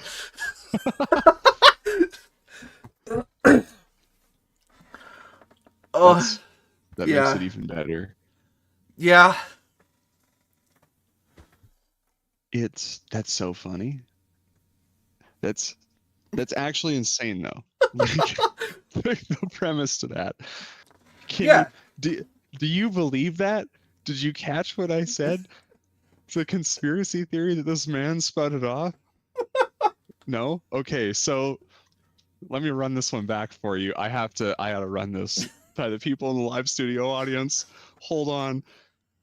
So Will was telling me a story about how at Parts of our City free battery and alternator testing, right?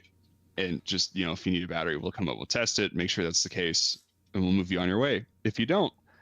So he went out with this guy, and like company policy is if you're gonna let a customer start a story, you have to let them stop the story. Like you have to let them run it through to completion. So this man, his conspiracy theory, or his actively running theory on the city, which he's backed with evidence, is that within the quarantined malls, or within the quarantined rooms that exist in city malls, that the Saskatoon City Police and the Royal Canadian Mounted Police are using those quarantine spaces as a cover-up for a human trafficking ring. And they have been since the 70s. His evidence for this was that he was, I would assume, asked to leave, or they threatened to arrest him for trying to forcefully enter those rooms. It was arrest. Yep.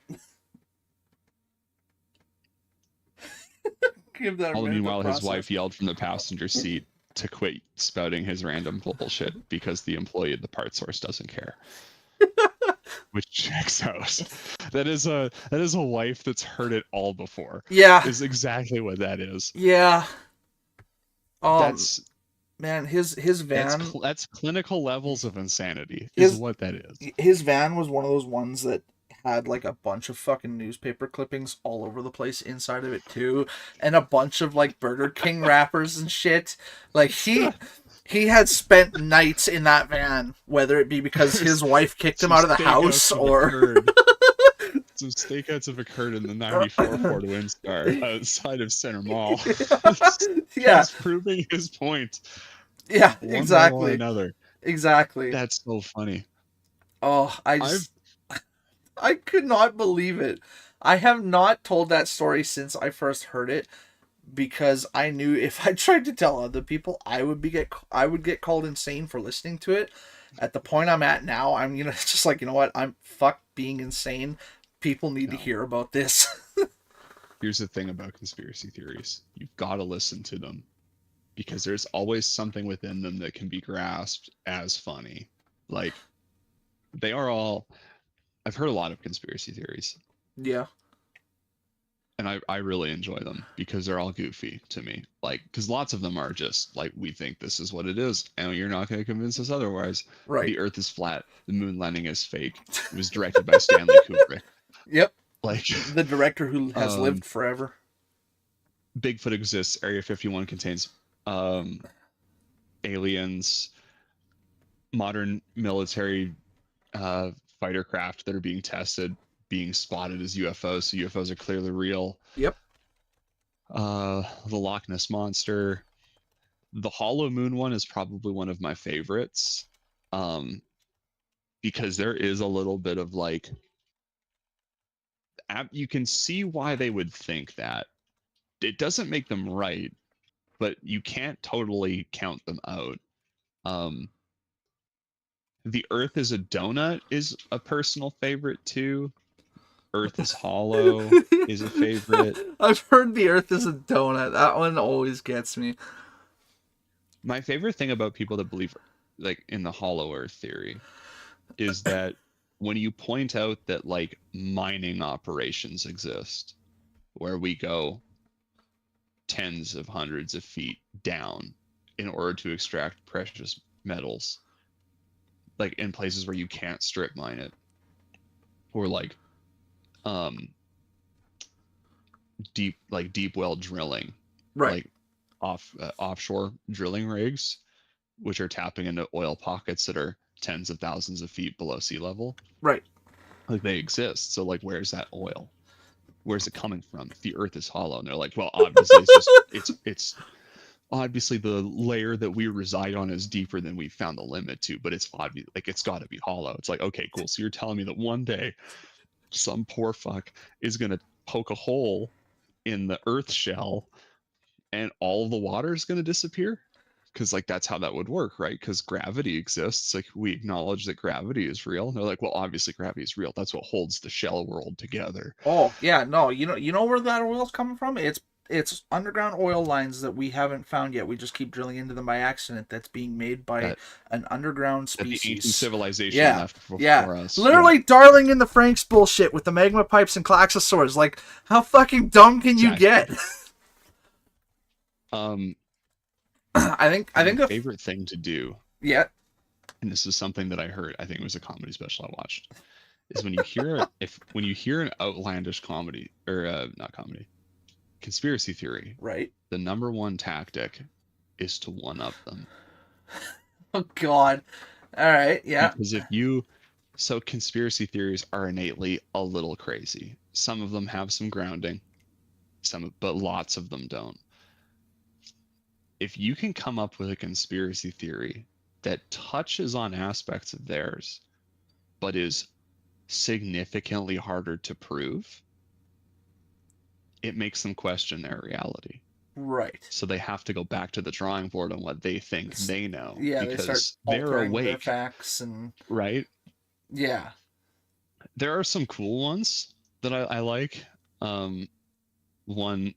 One theory is that the Earth was actually sucked into a black hole, and the evidence for that is in 2012 when CERN like the particle accelerator, managed to create what's known as the God particle. Right. In 2012.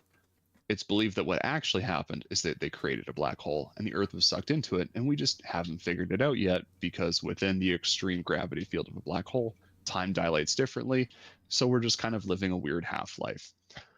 That one's pretty fun. Yeah. There are conspiracy theories we later just learned were right. Like those did exist. MK Ultra is a prime one that happened. It turns out the American government, not on its people's side. They're willing to just do some wild shit. Yeah. And there's like a lot of history to that dead internet theory. I feel like that should have been common sense though, for a long time. Yeah. One of my favorite ones was when the COVID vaccine hit, because everybody had theories about the COVID vaccine. COVID vaccine causes heart failure. It's a 5G microchip.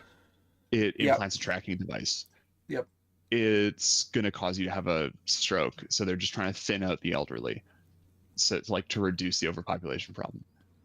Lots of that. My favorite one for that was, well, what are you talking? No, what you haven't figured, dude. Hold on. The COVID-19 vaccine gives you superpowers. I have a cousin that flies. I'm not making this up. He's so fast we can't catch him on camera. And sometimes people would buy it, and that's the funniest shit. When you can, I'm assuming you just started talking you to enjoy Angela telling for a second there. lies- Did you just start talking to No. Angela? Were you talking to me? No. Yeah. Holy fuck, the perspective on that story was so skewed. You did such a good job of immersing in that. I genuinely thought you just started talking to someone else because you started like staring off into the distance past your webcam. Let me do you a solid. I'll put both headphones in. I can't hear what they're saying. No, They can, that's unfortunately, fine. hear everything I've got to say. That's fine. I was still listening, but that I'm you gonna did spout such so a much random bullshit. you did such a good job of immersing yourself in how they talk that for a split second my brain just got like sidelined and I was like, fuck, is he talking to someone else? No, I'm talking to the people at home. Yeah, you just switched Um, persona so quickly to fit how those theorists talk. So like, there's lots of conspiracy theories Oh, that endless. exist in all like different walks. There's one of them. I'm not sure if it's a conspiracy theory or if it's actually something real, but I heard a thing one time that there is a subsect of people in the States that believe that HPV and AIDS were designed by the CIA in order to kill the homosexual community. I heard that too. Yep, a lot of people tried to drag Freddie Mercury into that one, and he told them all to go die Because in a it hole. was because AIDS was most prevalent in the homosexual community in the 80s in the United States. There was no cure for it. It kind of appeared overnight-ish. Yeah. Like it was very rare in one year and it was very common the next. And people believed en masse that this is obviously something that the government has created to quell these people that like to, be how they want to be. Right. And that's no good if we're trying to control a mass of people. Voting pencils in certain places have been altered so that you can't vote for the wrong ballot, which is how they influence elections, which I would actually believe in like Russia. That seems viable. It seems like something they would figure out. Yeah. Because Russia does vote contrary to popular belief. Amazing. Landon's shrugging like I'm telling lies. I'm literally I'm looking at some of these just to see if there's some that I haven't heard. The deep state, which is all of the powerful elite who meet in like Bilderberg style meetings in order to influence the state of the world. Oh yeah, Bill Burr does a really funny bit on it where he's like, metal detectors in airports release radiation so that they slowly kill people that travel en masse. That theory, like you just talked about with all it's a deep state meeting. Yeah, that theory you just talked about with all the big people like of the world meeting private to run the world behind the scenes.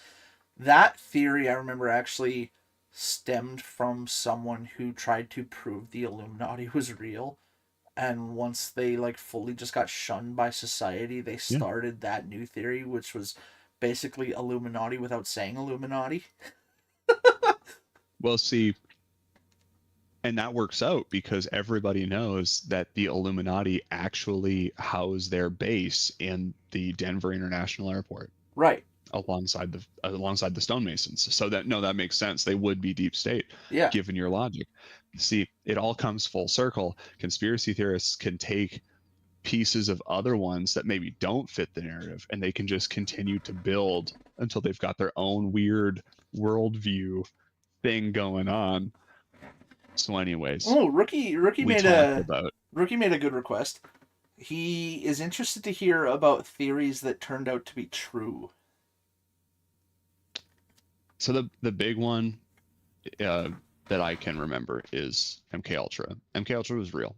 Right, and MK Ultra was a continuation of an experiment that was of a subset of experiments that were largely conducted by the Japanese military during World War II. They were called Division 731.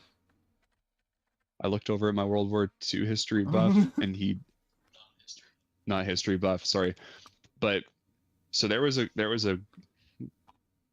a group of Japanese military officers and scientists throughout World War II that were conducting um, extremely vile experiments on the human populace.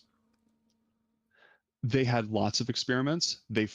Whether people like to admit it or not, they furthered medical knowledge a lot because like all of that information was later seized and what wasn't destroyed was used to aid in modern scientific learning.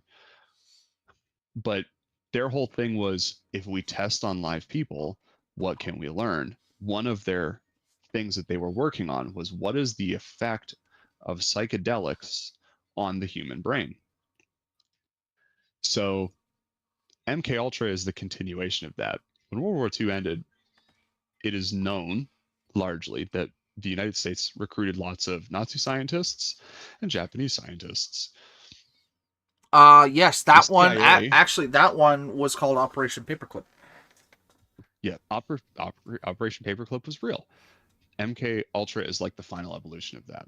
So what they did, and I'm gonna have to go back to this just to make sure I don't fuck up the details on this too much, because I don't want to get this super wrong. Artificial disease, fluoridation, vaccination, alternative therapy. Am I missing it? Science and technology. MK Ultra. So what they were trying to do is the CIA was trying to develop a mind control technology like sleeper agents because that was a big thing in the Cold War was that Russia had sleeper agents that they had posed into American society that were one day going to wake up and blow us all to hell. Yes. And communism wins, and that's bad. So what the CIA did was they used chemical interrogation and psychedelics largely in low-income communities and prisons in order to test the influence of them and how influential they were on the human psyche in order to code messages into people. So at the time, the people that they were doing these experiments on were the African American community because they had kind of the lowest quality of living. They couldn't afford proper health care. So like it was really easy to scuff the numbers to hide it. Yeah. And where that came out to be true when those files were declassified significantly later. And like they've had to, you know, the CIA's had to put out a formal apology and make reparations. Project Monarch is another one of those. But like at the time, it was viewed to be a significant conspiracy theory, like because the government would never do that. Right. Right. It was the thinking of the American populace at the time. I Of course, the government's gonna do that. Like, yeah, that's no brainer right um, there. I actually do have dead one. internet theory is also kind of true. If you think about it from a certain perspective, so dead internet theory is the belief that the modern internet is almost entirely populated by bots and procedurally generated content. You Oh scroll yeah, yeah. TikTok today, you're gonna find a significant, I would say probably 80% of it at this point is that Sora 2 AI videos. Yeah, that fucking art Um, list. and the biggest problem that like streamers and YouTubers have largely is bots. And like you can buy bots in order to inflate your numbers to increase your perspective engagement to the platform so that they Yeah. boost you up. Um, there I is actually do have a conspiracy that turned out to be true, given that we're talking about like that you were talking about like historical conspiracies, because I do a little bit better with the older stuff than new stuff. Have you ever heard of Operation Northwood? no. No. So that was an operation that took place in 1962. It was called Operation Northwood: How to Wage War on Cuba. The CIA had planned to stage terrorist attacks on a bunch of like randomized American citizen buildings and military targets throughout Miami and Washington.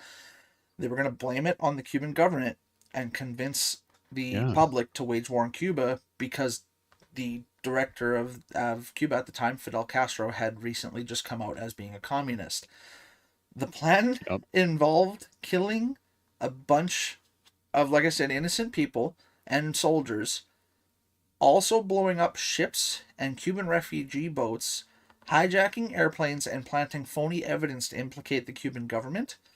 Um, the wildest thing about this that I learned when I first looked into it was that it was authorized by the Joint Chief of Staff, who at the time was Robert McNamara.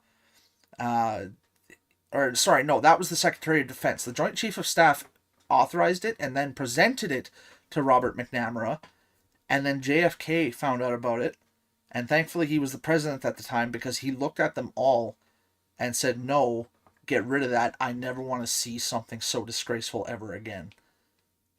His exact words were, "I don't want to see such buffoonery." But that is completely fucking wild that the American government was that close to bombing their own citizens to start a war Yeah. with Fidel. Which, I Yeah, so mean, that yeah, falls under the conspiracy subset of false flag operations. Basically, like operations that are used against your own people in order to turn public sentiment against a common enemy in order to justify your means. yeah, 9/11 is viewed as a false flag operation in conspiracy theorist yeah, communities.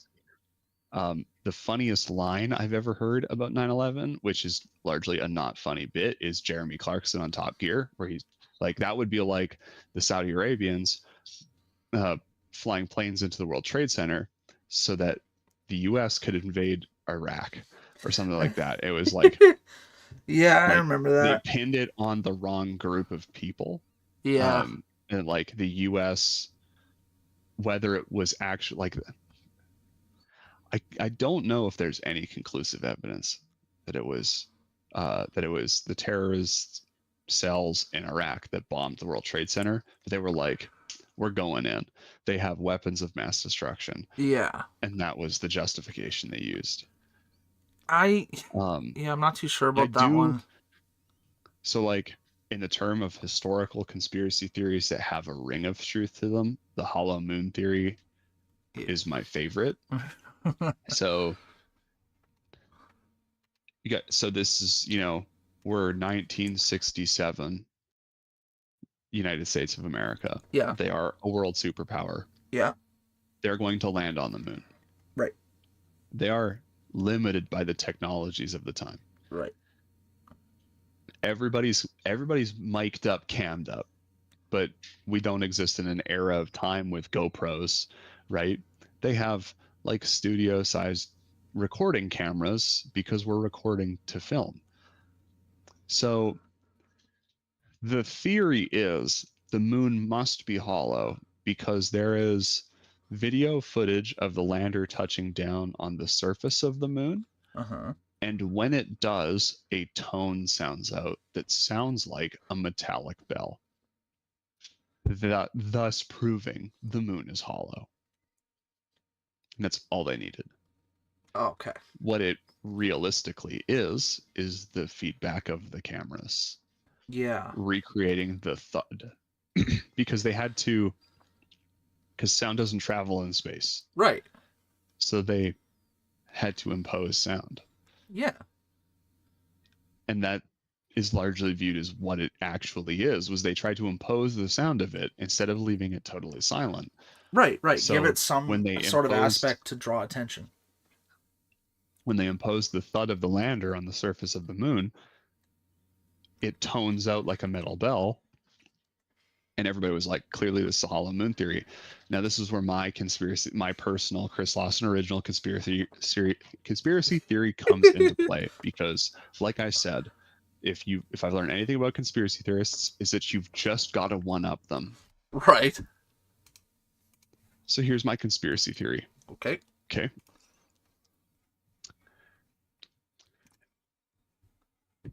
And here's some history on it. In 1958, the maple syrup producers of Quebec participated in a joint market maple syrup operation. Right. Yeah.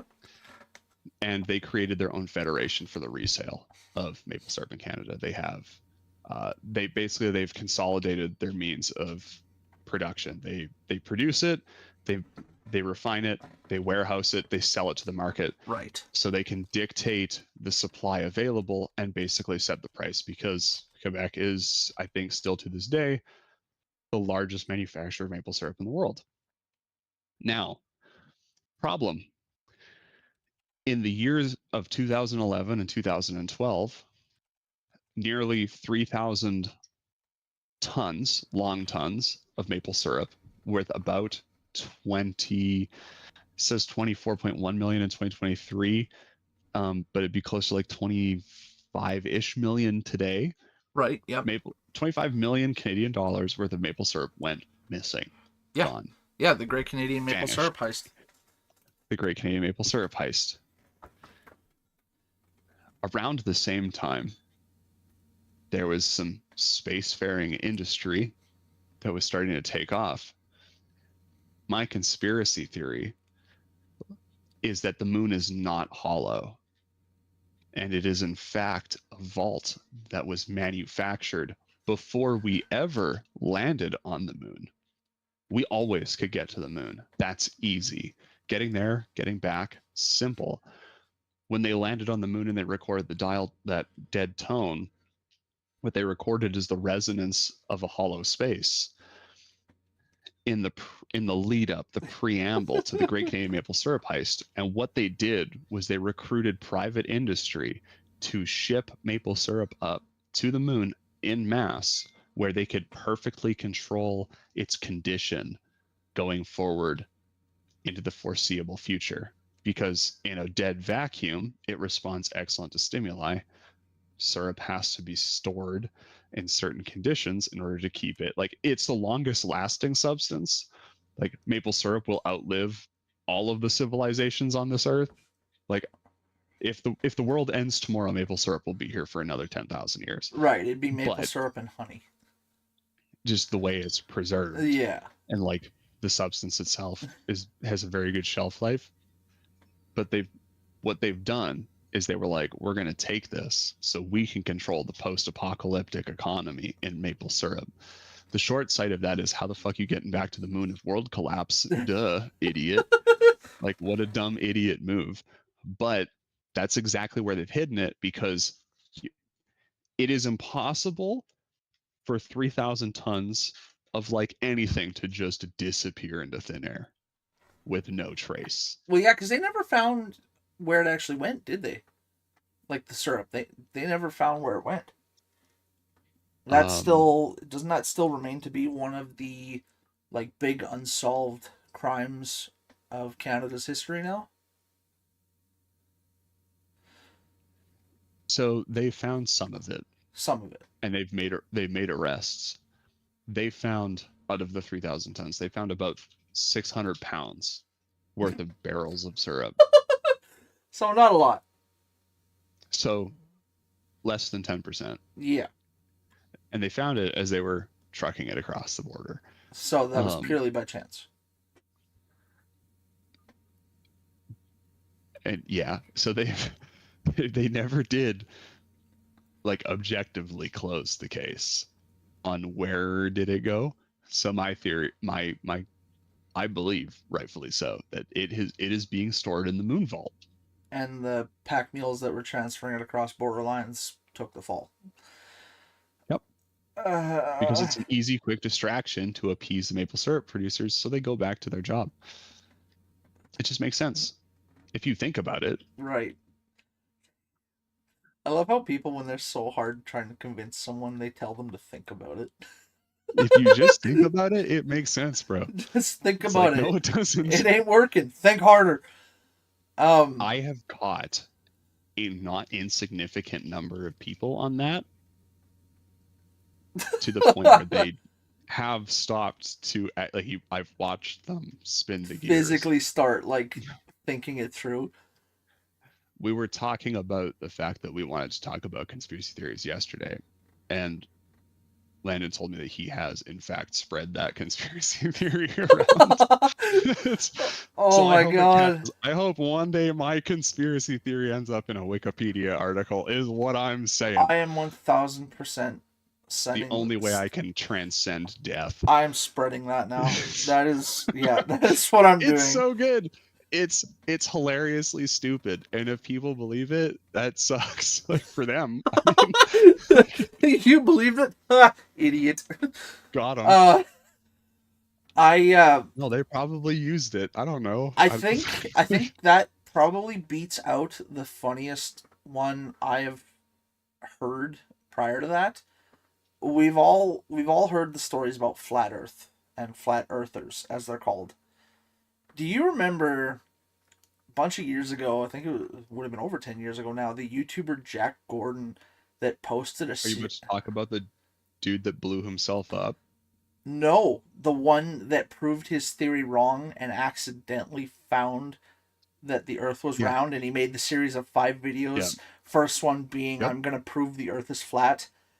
And then where he proved it's round. Yeah, and then the video titles slowly started going to more of like, oh, I think we're wrong. Oh, the Earth is round. Oh, we were definitely wrong. I am a full round earther now. I watched a man give up his belief in flat Earth. How did that come about? I knew someone who was an artilleryman for the Canadian Armed Forces. Right. One of the calculations you must learn and master to operate artillery fire equipment is it maybe world is curvature? The calculation on the Coriolis effect, which is how to accommodate for the curvature of the Earth. Yeah. And he was like, yeah, like I can't remember how we got on it. I think we were literally like a conversation like this where we were talking about how like weird conspiracy theories. He goes, yeah, but like the Earth's definitely flat though. Oh my fucking god. And I was like, no, it's not. And he was like, yeah, no, it's definitely flat. I was like, okay, cool. Like, out of like, and we'd been talking about the military, and I was like, so you're an ordnance tech. You work in the artillery regiments. He went, yeah, I am a trained artillery gunner. And I went, okay. Explain to me what the Coriolis effect is. And he went, well, that it's just a formula. I went, what's it a formula for? He goes, and he saw it, watched him think about it for a bit. And I was like, is it maybe a formula for accommodating for the curvature of the Earth? And he went, huh. And I went, have you ever tried to make a shot without this man had never thought about it. Like, if it was just so easy, couldn't you just like basic, like we've known the math for projectiles that go up and forward at the same time for thousands of hundreds of years. Could you not accommodate for that and have the shot land in the same place? And I watched him kind of like run the numbers in his head. He was like, huh, the Earth's round. I went, yeah, no shit. Thank you for your service. You idiot. Thank you for protecting my home. You are the worst artilleryman I've ever met in my life. I think some of the ways they found their way around that I've heard in the past is that the Earth itself is flat, but there is a dome to add the curvature on top. I've heard that one. Yeah, the dome theory. Yeah. And because dome theory is awesome. The way that question was presented to them was, okay, well, what about the people directly on the other side of the world that are experiencing nighttime while we have daytime because the sun can't reach around the curvature? Well, that's because the Earth is a dome on a flat surface. Fucking what? Mm-hmm. How? So now we're just like from the Simpsons movie where we're all stuck in Springfield with a big dome on top of us, waiting for a bomb to drop at any time. I honestly, it is. It's hilarious. The level of if we just expand on this to take out the thinking required on what we know is true, we can really shackle the blinders on right over our iris and see nothing but what we want. It's so good. Sounds good, Rookie. I'm glad you enjoyed this episode. We've been having a lot of fun with it too.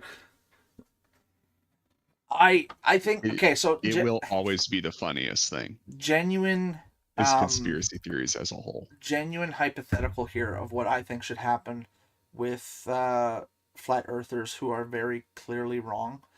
Um, they should have a free space program where you can go up just outside of the Earth in a ship so you can see that it's round under the contractual understanding that once you're proven wrong, you get booted from the ship like a fucking episode of The Island. Get kicked out the side. Yeah, you have lost. Your torch has been voted out. You are gone. Here is your exit hatch. And then you can die while floating around the curvature of the Earth in space, knowing that you were wrong. I feel like that should be a genuine thing. It'd be like a game show of have them whittle themselves down mentally over the course of like a week or so, and a 24/7 live cam like they do in Big Brother, so that they can watch themselves go stir crazy and figure out how wrong they were, just to be sent out into the black abyss of space. I'd watch that show. That would be a hard daily episode show for me. Yeah, but instead to do that, you have to be like a millionaire and be able to afford the ride on Jeff Bezos's rocket. So Yeah, and have enough money to make people disappear without questions. there was a guy who was like a fairly well-known flat earther who to in order he learned the lessons of his forebears in that what the problem that they were having in proving the earth was flat wasn't that they were doing the calculations wrong. It was right. Their problem was altitude, Right. like Ron's simple height from the surface. Yeah. They had to really see the whole penny as it frisbeed through space. So what he did was he built himself a rocket.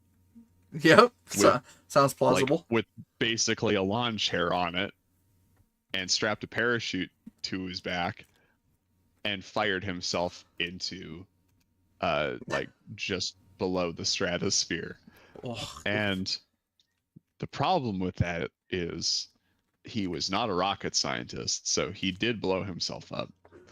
But the footage that was recovered of it is still of him hitting, I think it's like that 5,000-6,000 feet mark, and you can see the Earth curve, Right.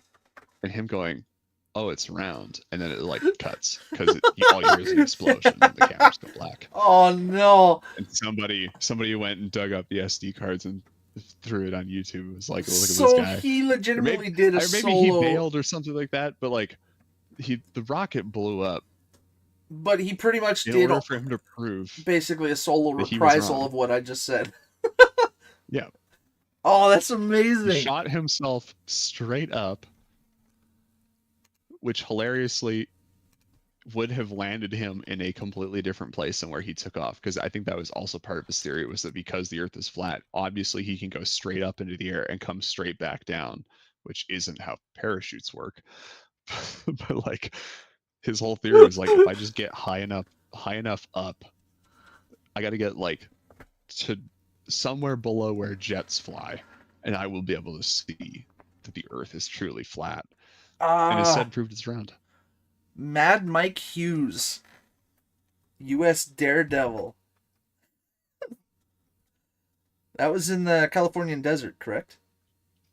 Correct. Yep. A U.S. Daredevil pilot known by Mad Mike Hughes has been killed during an attempted launch of a homemade rocket. Yeah. All to prove how the Earth was flat. How the Earth was flat. Dear. Fucking Christ, the side of the rocket even said research flat Earth. Jesus Christ. Oh, that's amazing. I love it. Oh. Yeah. Well, It's damn it. so good. It never gets it's never dull. It just builds on itself with how ludicrous and hilarious it gets as they continue to try and find another way to like make it plausible and make it work. Fucking Conspiracy theorists never fail to amuse They me. never disappoint. No, they really They never don't. miss. It gives you such a perspective that on life that you never would have thought of otherwise. But the first question that always comes to my mind is, how bored do you have to be at home before you think of this? Because I can tell you I've been bored for a while in a lot of ways in my life, and my first thought is not to see how I can fuck up other people's lives. It I don't think it's a I don't think it's a boredom thing. I think it's like how little do you have to worry about? Yeah, Like fair. Yeah, how low of a stress because level do like you have? because if you're bored but you know you gotta like you've got like even when I'm sitting at home bored, I'm not always thinking I'm trying to stop doing that, but like Right. okay, like I've got these bills coming up and I've Yeah. got some free time here. What do I want to do with that? Yeah. And like, you know, maybe I'll go visit my sister-in-law and my brother on this day and go see my nephew, or I'll see if a friend's in town on this day and try and like I'll look at the time in and around where I'm at, Yeah, yeah. but you're always thinking about something. Right. You It's you like have a very proactive mindset. it's like how absolutely zero do you have to have going on where you're just like Well, yeah, the because like earth's that's definitely flat though. that's a fine Like line. that's That's and that's the only thought that's in your head is like earth flat for sure. that's a Earth round dumb. well. Earth obviously flat.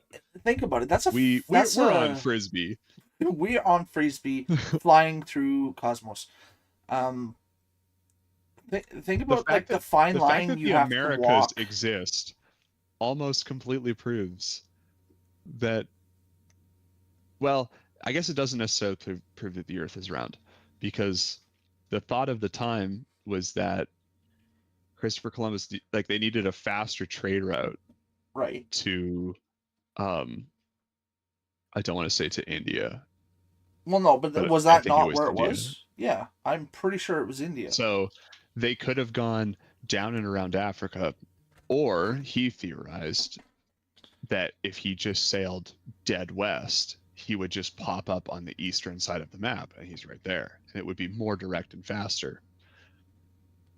Yeah. There was more land there, so that didn't work.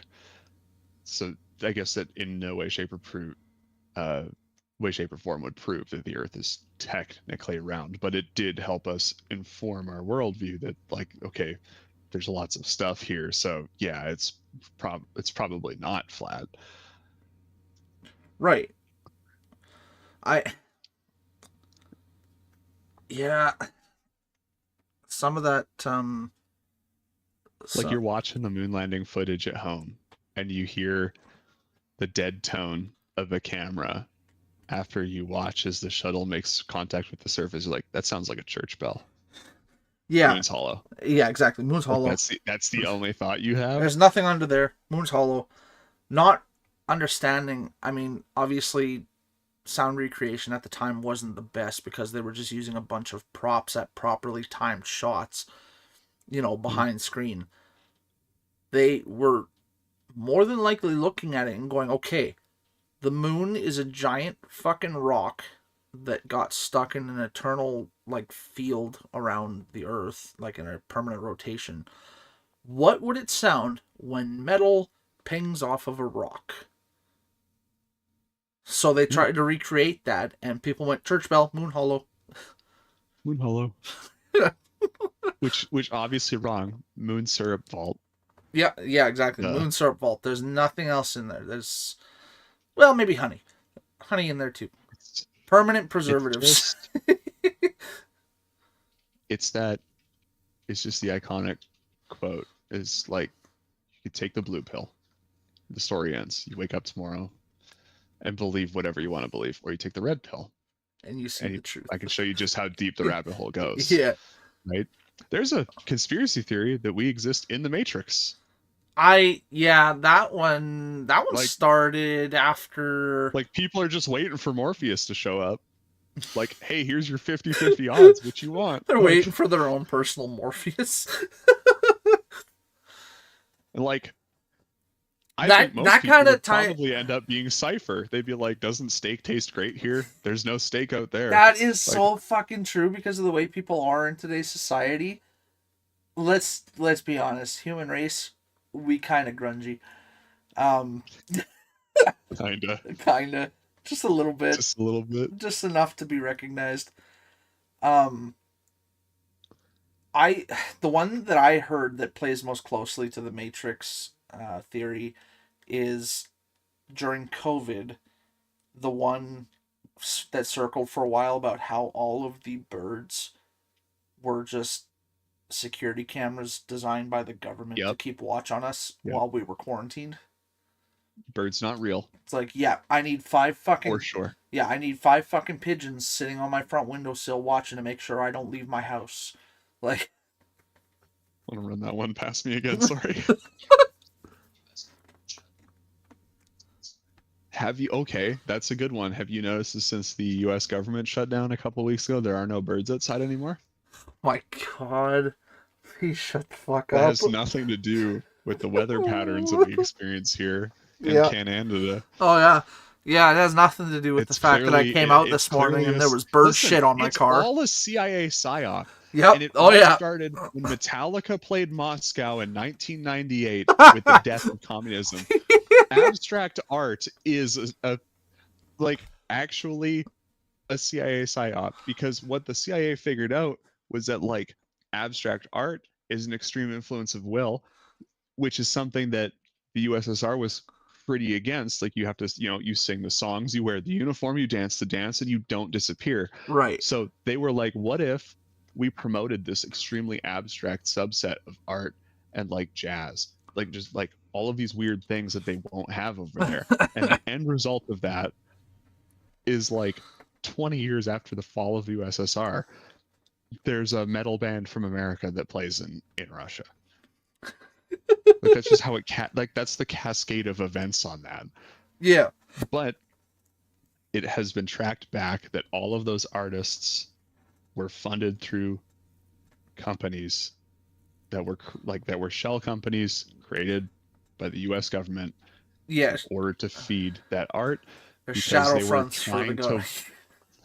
They were trying to win the war of the culture war against the USSR Yeah. as a distractional thing. It was like the other subset of the Cold War was like, there was who has the most weapons of mass destruction, who's got the best culture, and that one's probably more conspiracy theory than I'm letting myself believe it is, but like, I've watched a lot of videos about it. I've watched a lot of YouTube. It's all aliens. Oh. Anyways, if you want to disprove the flat Earth theory, you just have to play the 3rd mission, the Battlefield 6 campaign, when you do the Halo jump into Gibraltar. And I'd love to know what you thought about that. Ah. You passed that. Yes. Oh boy, Landon just sent me a link. I can't. The Halo jump into Oh no! What? Where did you find these? What? In the threads from the Yarn in the Academy Hey, server. PlayStation I'm Hunter. going to put, I guess, real MK Ultra report files.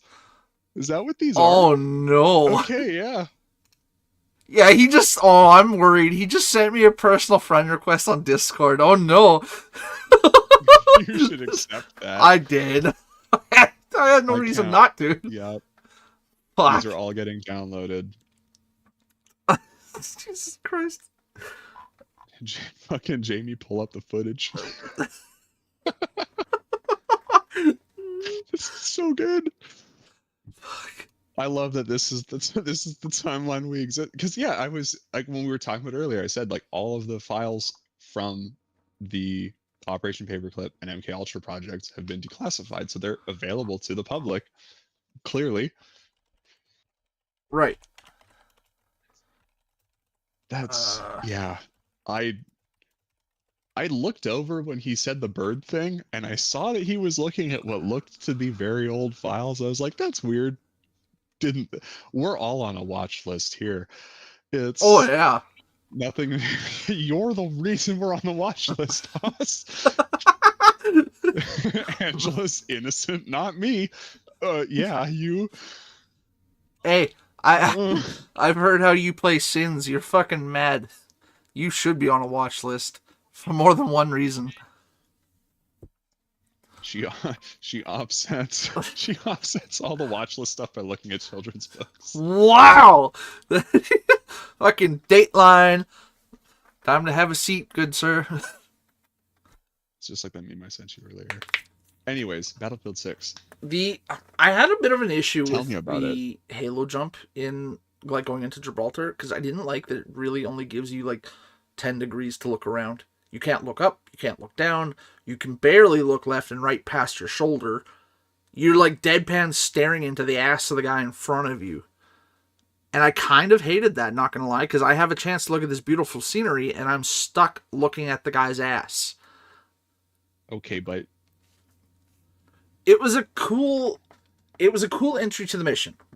I enjoyed the parachute scene, like when you pull your parachute and the guy beside you gets pinned in the head and he like knocks into you.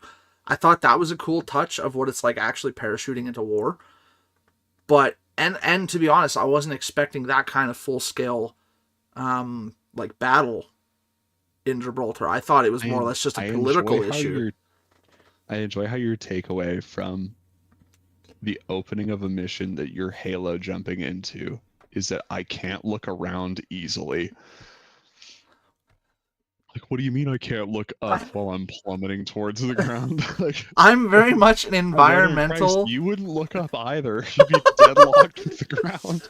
I wouldn't be looking up. It is realistic. It's I that's know where why I've been. I gotta see where I'm going. it's not like a 3 out of 10 kind of thing. It's realistic, so I get why I couldn't. But I'm very much an environmental person. I like to see my surroundings in its entirety, and I like to capture the beauty of where I am in the moment. That's a lot of the reason why I enjoy open world games. I just don't stream them on the channel because open world games are kind of difficult to keep on task for a stream unless you're willing to play it for like 2 years to complete it on stream. And so, but that is genuinely one of my favorite genres of games is open world games because I like I the think scenery. I like exploring. that's a interesting point.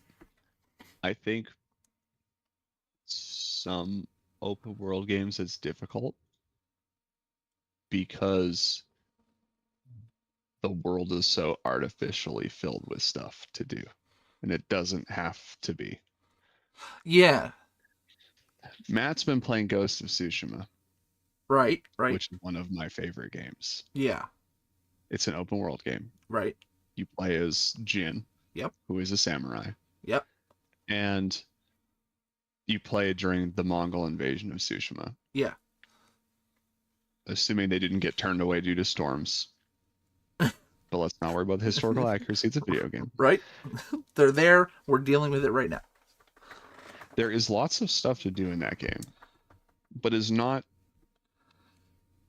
so full as like, okay, I want to clear all of this, and you're gonna spend like a week hunting down all of the side stuff. You can stumble into stuff, which is kind of how it's intended to happen. It's intended for you to randomly run into a thing, like a shrine. The shrines in Tsushima are and Yote, which is the sequel, are all Right. very much like oh, you see a lightning strike over this hill, and there's an arch here, like there's a torii gate. And if you go through it, there's going to be a sequence where you have to find your way through the puzzle to navigate to the shrine at the end, and the shrine will present you with a reward for doing it. Okay. Or like you enter a town and there's a guy here and like he's talking about something that happened to him, then you go a little further and here's a bounty poster. Right. Or there's a notable swordsman in the area that you can duel. And in doing that, you will subsequently alleviate what the person in town was talking about. That's a really good open world because at no point is there so much to do that you have to like hunt it down. Yeah. There's there's enemy bases that you can clear out, Right. Right. and there is small stuff, but it's not 720 some Korok seeds, Right. Right. which is a weird example, Yeah. but is an example nonetheless. It's like each one of these is a thing that you got to go through the bit for, or the Korok seeds you have to find the Koroks, but like the shrines, Yeah. there's only so many of them, and there's only so many per area, so it reduces the saturation point Mhm. of the map. Whereas like think to like the last time you played an Assassin's Creed game and you open the map on a city and it's just Yeah. full, and you Yeah. have to use the filter on the map function in order to like see where you're going, because So, there's just so much stuff all of the time because they unpopular want you to keep opinion. playing. Right. Unpopular opinion on that. You might hate me or lose a little bit of respect from me. I was one of those people that played with all of the icons on. I never turned them off. I would look at the map and navigate through it without turning anything off, which I know made it more difficult, but I purely. Okay, to be fair though, at that point when I started doing that, I had played through them so many times because they'd only That's made, different. yeah, they'd only made up to 3 at that point. They hadn't made Black Flag yet. I had played them so much that I could open the map and see the route I needed to take even with the icons there. But from the very beginning, I never turned the icons off, partially because I was so retarded I didn't know you could. And on the other side of it, I was too lazy. So I just dealt with it. Like all the shit you need to do in the first game between the 3 cities. Um, I didn't turn the icons off. I just dealt with it. And I remember a few times complaining, going, "Why? I wish there wasn't so much shit on the map." And I later realized that I could, but by that point, I knew the cities so well that I was just like, "Oh well." But yeah, that's always been a bit of an unpopular one because I've pissed a few people off with that. Um, Fred and Zach included, because I don't turn the icons off. Like when we were playing Elden Ring, we at one point Yeah. had about 23 tags on the map of areas of interest, and I didn't turn any of them off. Even after we had completed them, I didn't think about it. I just kept them on and kept navigating through. And I remember a few times them watching the stream back while I was playing it and them giving me shit because I wasn't getting rid of them. So, yeah, I'm one of Um, those madmen. the Need for Speed games, the Mm, Forza Horizon games, yeah. Red Dead 2, Cyberpunk, the Jedi Fallen Order and Survivor games, I all of I those games. feel like Like the Survivor first time I had, have access to the map, I just yeah, shut it all off. that's fair. I feel 'Cause like I just don't want to Survivor, look at it. yeah. No, and I agree with you there. Fallen Order and Survivor did kind of take it to the extreme with how many icons they had on their map compared to open world games I've played in the past. Even like the Need for Speed ones, like On the Run, there's a lot, Yeah. but it's still manageable even if you leave it on. And I felt it was the same with Assassin's Creed. It was just because those cities in particular weren't very big. So they had a lot of stuff in a small area. So of course it's going to be clustered together. However, especially Survivor for me, the second one, there was so much unnecessary shit on that map that the one guy of our whole Yeah. group that loves the game so much he's played it through like 4 times at this point, Zach, even Zach refuses to play with the icons on because he hates it so much. Looking at all those icons gives him a genuine headache. And there's only one icon I want in Jedi Survivor that they don't give you, and that's oh, what's his name? Scuba. Oh yes, I yes. just want to go find my boy because I yeah. every time you meet him, he continues his story and he catches you another fish. Once I realized It that's how goes you got back the into the fish, cantina. I genuinely enjoyed listening to his fucking wild stories, especially since he was a Scottishman too. Yeah. His he was a fun little thing because like you could be running through the world and you're just like, hey, look, it's Scuba and his little fishing barge. and he's sitting Yeah, in the front of it. And you walk up to him and you talk to him, yeah. and he's like, "You want to hear another one of me grand fishing tales?" And then Scuba he just like jumps into the water, Scuba and then Stev. he comes back with a fish, scuba Steph, and then he comes back. He tells you a wild fucking story. He's like, "All right, see you later, Cal," Yep. and he fucks off. And it's every time it's great. So did you If probably that had been noticed the it? only open world interaction, that would have been awesome. That would have been, yes. I Oh, had indeed. I Pirate and had scuba. the misfortune of allowing my friends to direct me to the double Ogdos for that interaction because they were like, "Hey, want to see something cool?" And I was like, "It's Star Wars. Fuck yeah, I want to see something cool." And I dropped in with the double Ogdos, and I was like, "You guys are pieces of shit," and I immediately got grabbed and snatched. I hated Yep. life. The Rancor, no problem. That Rancor in that tiny little cave you have to fight him in, no problem whatsoever.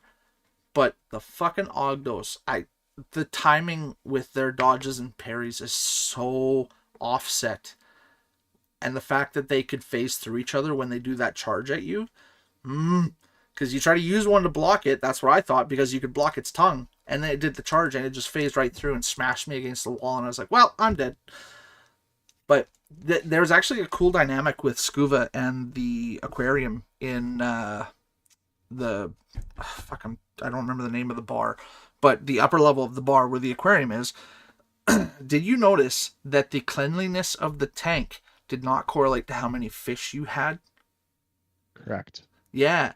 I thought that was cool because the way I played games with stuff like that before where like the more you collect, the more that I never atmosphere figured change. out how to clean the tank. You don't. The way you clean it is by going through the story. If you were to once you get past the point of no return in the main story and beat it, and then it allows you to go through free range, and collect stuff like once you're done the story, you can go back there and the tank is completely clean. Doesn't matter how many fish you have because I only caught like 8 of the 13 fish, which upset me once I realized that's how you get Scuba Stev's full story because I really enjoyed listening to his stories. I only had 8 fish, and the tank was completely clean after I finished beating Bo, and I was able to do the like free roam collectibles, all that shit. I went back because I went up there into that upper like corner room where you can play that match game where you pick a couple units and pit it against whoever. You pick a faction and you play the AI. Yeah. I Yeah. happened to look to the left because I wanted to see if Scuba was going to Okay, talk game. to me, and the tank was completely. I agree. Fuck that game. The tank was completely clean, and I noticed it while I was talking to Scuba to see if he had anything new to tell me because I missed parts of his story because I only caught 8 of the 13 fish or however many there were. Yeah. So that's when I asked. I was like, "Okay, Zach," because he was the one that kind of went through it with me. Because he played his game at the same time I was playing mine, so we always had something kind of like to talk about on stream, rather than it just being a silent walkthrough. I asked him, I was like, "Hey, how do I clean the tank? Like, because it's been getting cleaner. Obviously, I've been doing something." And he said, "Oh, you beat the storyline, and as you beat each main mission, the tank gets marginally cleaner." And I was like, "Interesting." I was surprised that didn't tie in to how many fish Scuba had caught for you. So yeah, no, that's how you clean the tank. There's nothing you physically have to do with the tank other than collect the fish by talking to Scuba. You just progress through the main story and the tank gets cleaner. Yep. So that was interesting and threw me off a little bit. And PlayStation says he's playing RE6 and going for the Platinum Trophy. Best of luck, my friend. Never played any of the Resident Evils, but I've heard Platinum Trophy in any game is a bitch. Yep. Although Platinum I is shouldn't. 100% completion trophy. Yeah, I shouldn't say anything though because I achievement hunt most of the games I play. I have achievement hunted Liza P. Good. I have 400 hours in the game and every achievement known to man. The last game I achievement hunted was Ghost of Tsushima. Fair. And that was my dad's first experience with video games, unfortunately. Oh, why? Why'd you do that to him? Wait, no, I thought I he didn't was. do it intentionally. I thought his first experience was- with video games was Halo.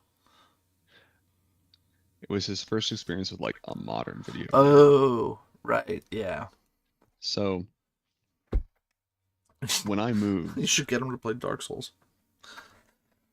I wouldn't do that to my dad. Not Dark Souls. when I when I moved, like I don't own a TV, Right. so I have no use for a console, and Right. I've just had a PlayStation 4 for a while because I bought one. Landon and I bought PlayStation 4s at like the same time, years and years and years ago, Right. and I just kept it around. I put a 2 terabyte solid state drive in it, upgraded, like had a bunch of games downloaded, and then it just kind of sat because I got rid of my TV. Right. And Dad was talking about how his Xbox 360 could no longer connect to the internet. He was really just using it for Netflix. And I was like, well, you want my PlayStation? Like, I'll just make sure it's all up to date because it hasn't turned on in like 2 years. So I'll go through it, make sure it's good, Right. and I'll give you my PlayStation. He was like, yeah, sure. And I was like, I'll even do you one better.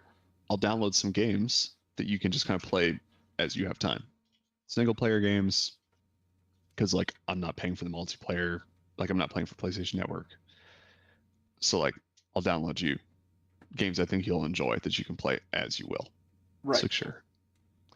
So it was like Red Dead 2, Ghost of Tsushima, I think the Uncharted games, maybe Infamous Second Son, and a couple Ooh, others the Infamous games are good. downloaded on it.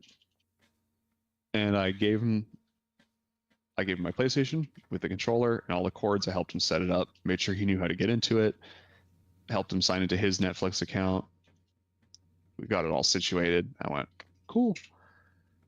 And I never really thought about it again. And then a year later, we're sitting there at a family dinner, and Dad is like, yeah, so, you'll be excited to know I finally turned that PlayStation that you've given me on. I went, all right, cool. Like, have you played any of the games? He goes, well, I did, but I didn't have a very good time with it. And it's weird because you said it would be really funny. That you said I'd enjoy it. And I went, well, what game did you play? He goes, the Ghost of Tsushima. And I was Oh like, all right, cool. no. What was the problem? He goes, well, it didn't like teach me how to play or anything like that. I went, what? He was like, yeah, well, I just like I turned it on. There was already a thing there, so I just hit the button and it loaded me Oh. in. It loaded him in with no armor, no weapons. The game is not good at reminding you how the control scheme works. Right. And there's an achievement for taking out one of the highest ranked guard posts using only a sword, wearing no armor. And I had been trying to do that He loaded your and forgotten. game save, didn't He he? loaded my save up. Fuck. He couldn't figure out how to equip weapon and armor. Couldn't figure out how to play the game. He couldn't figure out why the area he spawned into, he was just immediately being attacked in. And of course, in Tsushima, every time you die, it just respawns you at your last save. So it just like, it was a repeating cycle. He's like, yes, Right. I tried for a while to figure it out, and I couldn't. So anyways, I just closed the game and turned it off and walked away. And I went, why didn't you just start a new game? Well, I didn't want to delete your save. I was like, just delete the save. It's fine. He was like, what? And I was like, don't even worry about it. Is Ghost one of those games where you can only have one save file at a time?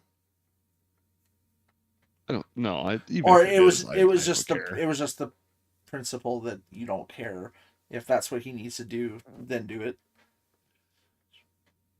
Well, I'm pretty confident it has multiple save files. Like it's a modern game on a modern console. That's not really a huge deal anymore. But like, Yeah. even if it was, like, yeah, you only have one save file. I'm not gonna sit here and be like, I can't believe you overwrote the save file on the console that I haven't touched for 3 years. Yeah, that's what I was Right. meaning. It was the precedence of you just like not giving a shit because it's just a game. But I laughed because he was like, "What's so funny?" I was like, "I never at any point thought that maybe I had been doing something in the game before, like, because like it was just downloaded on the console already." Right. So I was like, "Cool, that's one less to download." And yeah, so that was my father's introduction to like a modern, like, new generation style video game. I'm sure he liked that. was me achievement hunting Ghost of Tsushima and forgetting about it. Jesus Christ. And then him trying to go back in and play it and not being able to, like, couldn't figure out the controls, couldn't figure out how the menu system worked, like none of it. It's just like completely for a loop. So I told him, I was like, if you ever go back, just start a new game and That play it from the beginning and enjoy it. Like that, set the difficulty on low, that poor go man. hog wild. You'll have a better time. He was like, yeah, maybe I will. Like, yeah, please do. That poor man.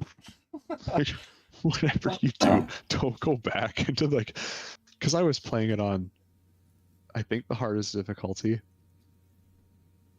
and like in like because the map is divided into like what it classifies difficulty as. So I was like, it's like the hardest area Right. to play in, Yeah. plus the hardest difficulty of the game, plus no weapons or armor.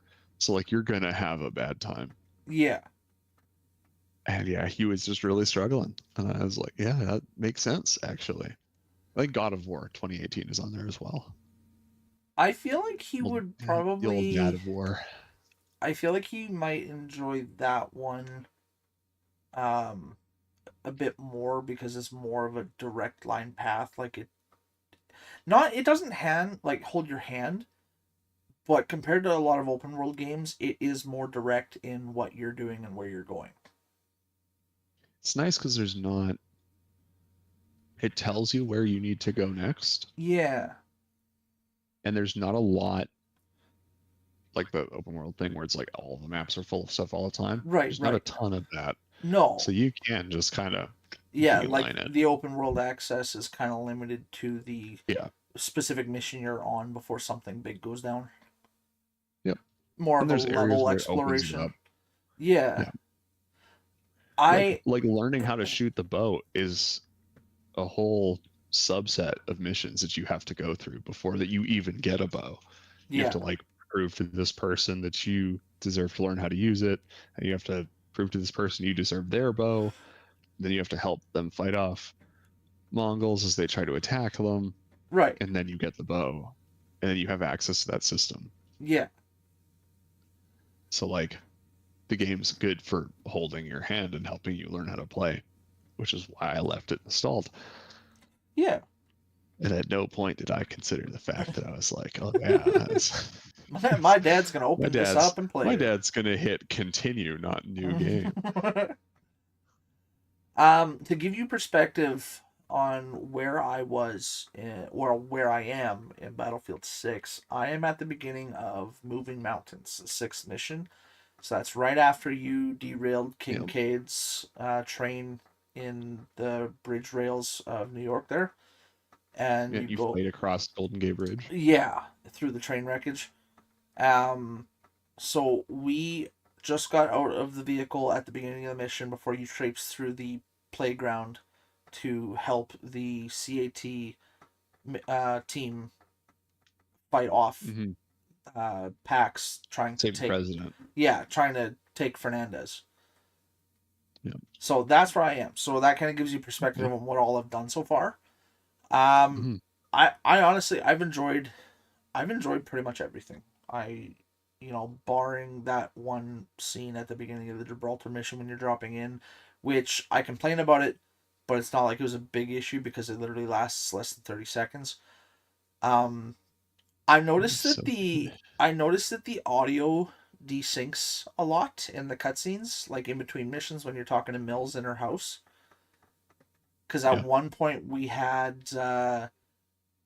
it actually did it at the end of the night sleep mission right before Moving Mountains when you're going through the train in the Golden Gate Bridge at the end where Little Bird gets hit and almost falls on top of you, and then the missiles from the ship fire Artemis. So the missiles fired and hit those buildings, and then 3 minutes later, when Little Bird is falling on top of you after getting hit and tangling itself in the support cables of the bridge, that's when I got the sound effects for the missiles being shot from Artemis. And then during the black screen, when it was loading into the beginning of Moving Mountains where you wake up on the stretcher, That's when I finally got the sound of Little Bird, like the chime going off that it was crashing, and then the sound of it crashing and falling into the water with you. So I was like, thank you, game. And then prior to that, the cutscene going into that mission where Murphy and Mills get heated, and like Mills calls Murphy out about where was this confidence during the New York mission. That whole cutscene got desynced by about 10 seconds. So I was trying to read the subtitles to make sure I was hearing them correctly while also trying to hear what they were saying currently, because they were talking and the subtitles for what they were currently saying were showing up, but the voice lines for what they said 10 seconds ago was what was playing. So I was hearing Gecko and Mills argue back and forth, and then Lopez and Murphy start talking, all the while I'm trying to read the subtitles to keep up with what's currently happening in the conversation. That kind of threw me off a bit. Fred was playing it at the exact same time, and he messaged in the Twitch chat that it happened to him too. I don't know if that happened to you. No, I did not have that issue at all. Interesting. So maybe it's just That's an weird. intermittent glitch or something. Because it's not like the cutscene like glitched out or anything. It just, for whatever reason, they were talking, and then all of a sudden the voice lines stopped playing and the subtitles kept going, and then the voice lines started playing again. I did notice at about the hour mark that Twitch had a bit of a freak out session with the game, and I thought the game was going to crash because it froze for a solid 5 seconds. And then, like, YouTube dealt with it just fine. YouTube just, kind of paused the stream and then played when it started playing again. It was actually the moment when you break into Salim's palace in Cairo to save him, and then you have to cut off his thumb for the FID chip. That point, literally when you lift his hand up to cut his thumb off, froze, and YouTube paused the stream and then picked it up again with like a 20-second latency after the moment was over and the game continued. Twitch actually shut off the stream, and then as soon as the game picked up again, immediately started a new stream. So I have I was wondering what that was about. Yeah, I have two back-to-back 1-hour streams on the campaign that both say part 1, which is probably really confusing, but I didn't notice until after I was done. So I don't know why it decided to do that. But yeah, so that's what happened. However, really been enjoying the campaign itself. The controls have been really easy to get a grasp on. Thankfully, they're for the most part similar to Call of Duty, because that's what I played for years growing up. I do like the realistic aspect. Black Ops and Call of Duty kind of made it a little too easy with the arcade shooter style where it's point and shoot.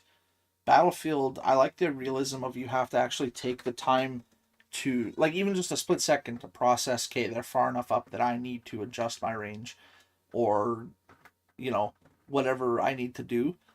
I like the realistic combat aspect.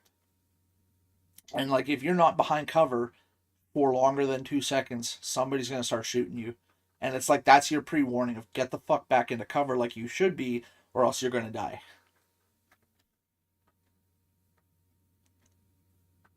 Yeah, it's a lot of fun. I didn't have any of those issues, which is strange. I'm very used to when a game comes out, like, I usually have most of the issues with it. People will be like, it crashes all the time. And then I'll load it and it'll crash immediately. Like, there's more MK Ultra project files. It's Oh my god. Threads from the yarn. Fucking Christ. Yep. Man's having a whirl. A fucking black van is gonna pull up outside the house tomorrow. Like, CIA is gonna come out. We're arresting you for dredging up old files. They can't because the government's shut down. Got them. Jesus Christ. Um, that's a weird audio bug as far as the Well, like yeah. audio going in and out of the cutscenes. Well, and the fact that it's happened 3 times now, because like it happened at the very beginning of the campaign, right before Night Sleep, and then right at the end of Night Sleep. So I don't know. I don't know what the issue is. It's not like it's unplayable. I can deal with it. It just kind of throws you off at first because you're like, okay, the lips moving are not matching up to the words anymore. But I would say Have that's you not a deal breaker for me though. how have you enjoyed the way it tells a story? At first, I was really confused because I felt like the way they were talking about NATO and Pax Armada's relationship, I thought that it was something pertaining to the previous games that I never played. Because keep in mind, this is my first Battlefield campaign ever.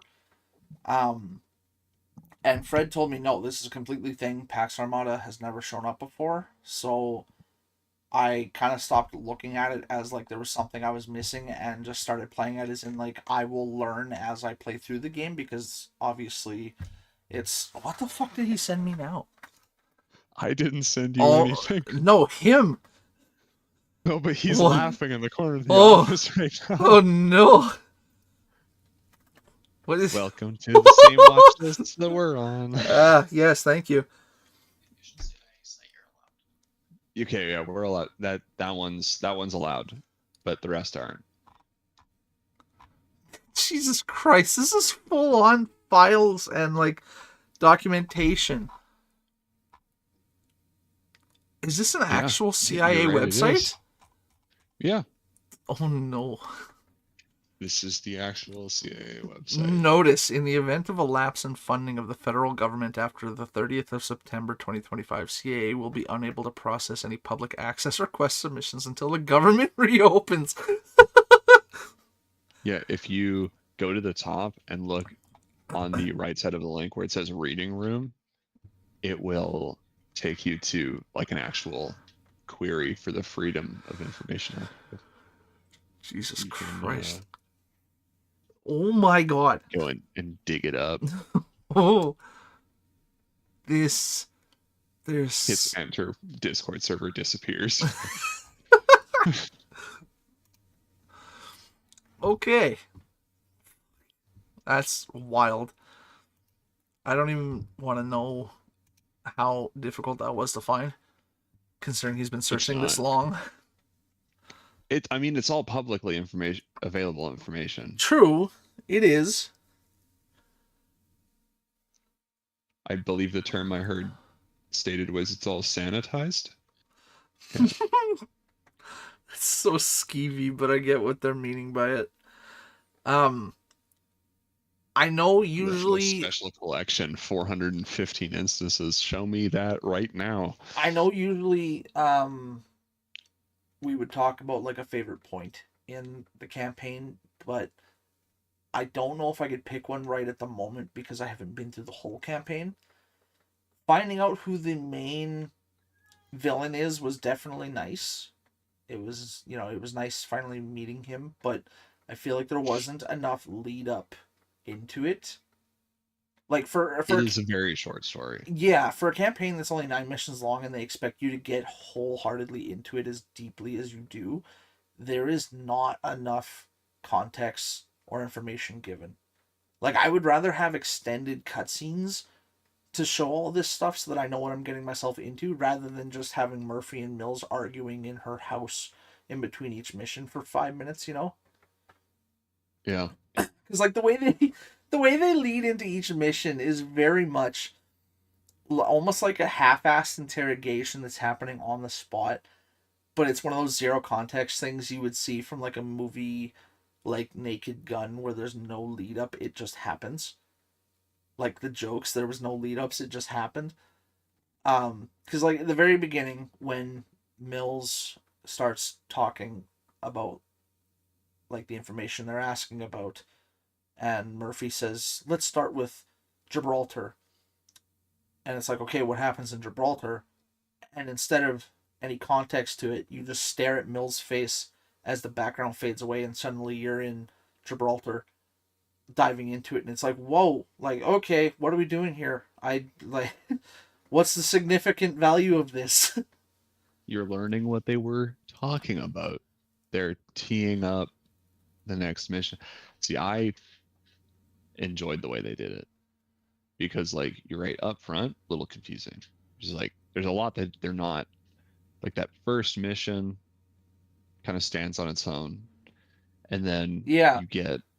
you get the Mills cutscenes that interject the rest of the missions down the run. See, and yeah, that beginning mission made a lot more sense to me because Murphy and his crew are walking through the like camp talking about what they're there for and why Pax is going to be taking over peacefully before they start bombing you. So you know what you're doing right from the get-go and why you're there. Whereas, okay, Gibraltar might have been a bad example. Let's take the New York mission where Mills and Murphy Yep. start arguing right before the mission starts, and they haven't gotten anything information wise out there that's going to help you story wise. It's just been them arguing over who can trust who and who can't trust who. And then Mills looks at you and says, "Where was this confidence during New York?" And then the screen goes black and you're in the New York mission. It's like, what the fuck? Like, there was no lead up to that. It's just like, yeah, this is like what happened in New York. Bam, now you're Well, in New so York. you, you still haven't technically finished New York. No. So until you do, that bit won't make sense. But what they talk about with their operator clues you into not what the mission's about, but like what you're like where you're going next. Right, yeah. With the exception of I think 3 missions total across the campaign. The first one, and then the 8th and then 9th. Like, Or no. objective wise. Yeah, the 8th and the 9th. Objective wise, it has made sense all the way through from like objective to objective because they're pretty clear about that. I'm just meaning the story behind like why were they there in the first place? What are they looking for while they're there? What like That doesn't matter. apparently. You get a little bit of that up front in each mission. When you're done it and you look back at the whole thing, start to finish, I think it'll all click into place. It all makes sense. That's Because fair, and I I had a hope it similar does. issue until I was about probably the end of the 9th mission, where I was just like, this doesn't quite totally add up yet. And then I finished the game, like finished the story, and I was like, oh, now I get it. That's fair, and I really hope it does click for me like that because I am enjoying the campaign. It's not like that is making it a bad campaign for me. I am just not wanting to go into missions blind, you know? I like having a clear mindset and clear information so that I know what I'm doing and I know what I'm striving towards because that almost makes me be able to immerse myself deeper into the story. What kind of a soldier are you? You Yeah, I need know. to know where you're going Not and the why very you're yeah, there. not the very good kind because I would be asking too many questions. Yeah, sounds like insubordination to me. You go where I tell you to go. You shoot what I tell you to shoot. No, I know for a fact I would be the one that the drill sergeant would tell me to do something and I would ask, "Okay, what's the significant value?" And he would look at me and yell, "What is your major malfunction?" I know It for a is fact I'd be the one that gets called a fuck knuckle. the story will make sense to you once you've finished it. I Okay. think. Like I yeah, think like most of close your to the end. struggles are you lack the overarching bit Yeah. because it doesn't all make sense until you hit the last bit, and then the pieces of it, like when you're Is it when you're similar to how they watching did? Yeah. Dagger talking to Mills in her house Oh, is okay, yeah. It's weird that they is called her only there to Dagger. provide you no, the team's Dagger. Yeah, that's what I mean. She's Mills. When she no, not Mills. When they're in the house, they call them by their dagger number. So like Gecko is dagger 1-3, I believe. Yeah. And Lopez is dagger 1-2, and like Murphy's dagger 1-1. And they haven't shown who the fourth member is yet for dagger 1-4. I cannot remember off the top of my head. But it's weird that in Mill's house, that's what they call them by, is their daggers number association, but in the mission, they call them by their actual name. Did you notice that? Yeah. Because, like, the I mission just you wrote go it into off. Gibraltar with Carter as Dagger 1-3, Gecko. That's her call sign. And I thought that was weird because I thought the whole time you were just going to be getting called Dagger 1-3. So I mean, I'm not fucking quite makes sure why sense. the flip flop was there. Maybe it was just like decisions were made at separate times during those moments. Maybe different crews or something. It's not like it's a make or break thing. It's not bad. I just happened to notice that and I was like, okay, well now I know Dagger 1-3 is Gecko. I think it's largely there to give you show you visually from the outside perspective who specifically is being referenced when you hear certain things. Right. Because um, Murphy doesn't start the game as Dagger 1-1. No. He starts the game as Dagger 1-4. Yes. He But he becomes Dagger In the 1-1 cutscenes he's Dagger 1-1. because he was the only survivor.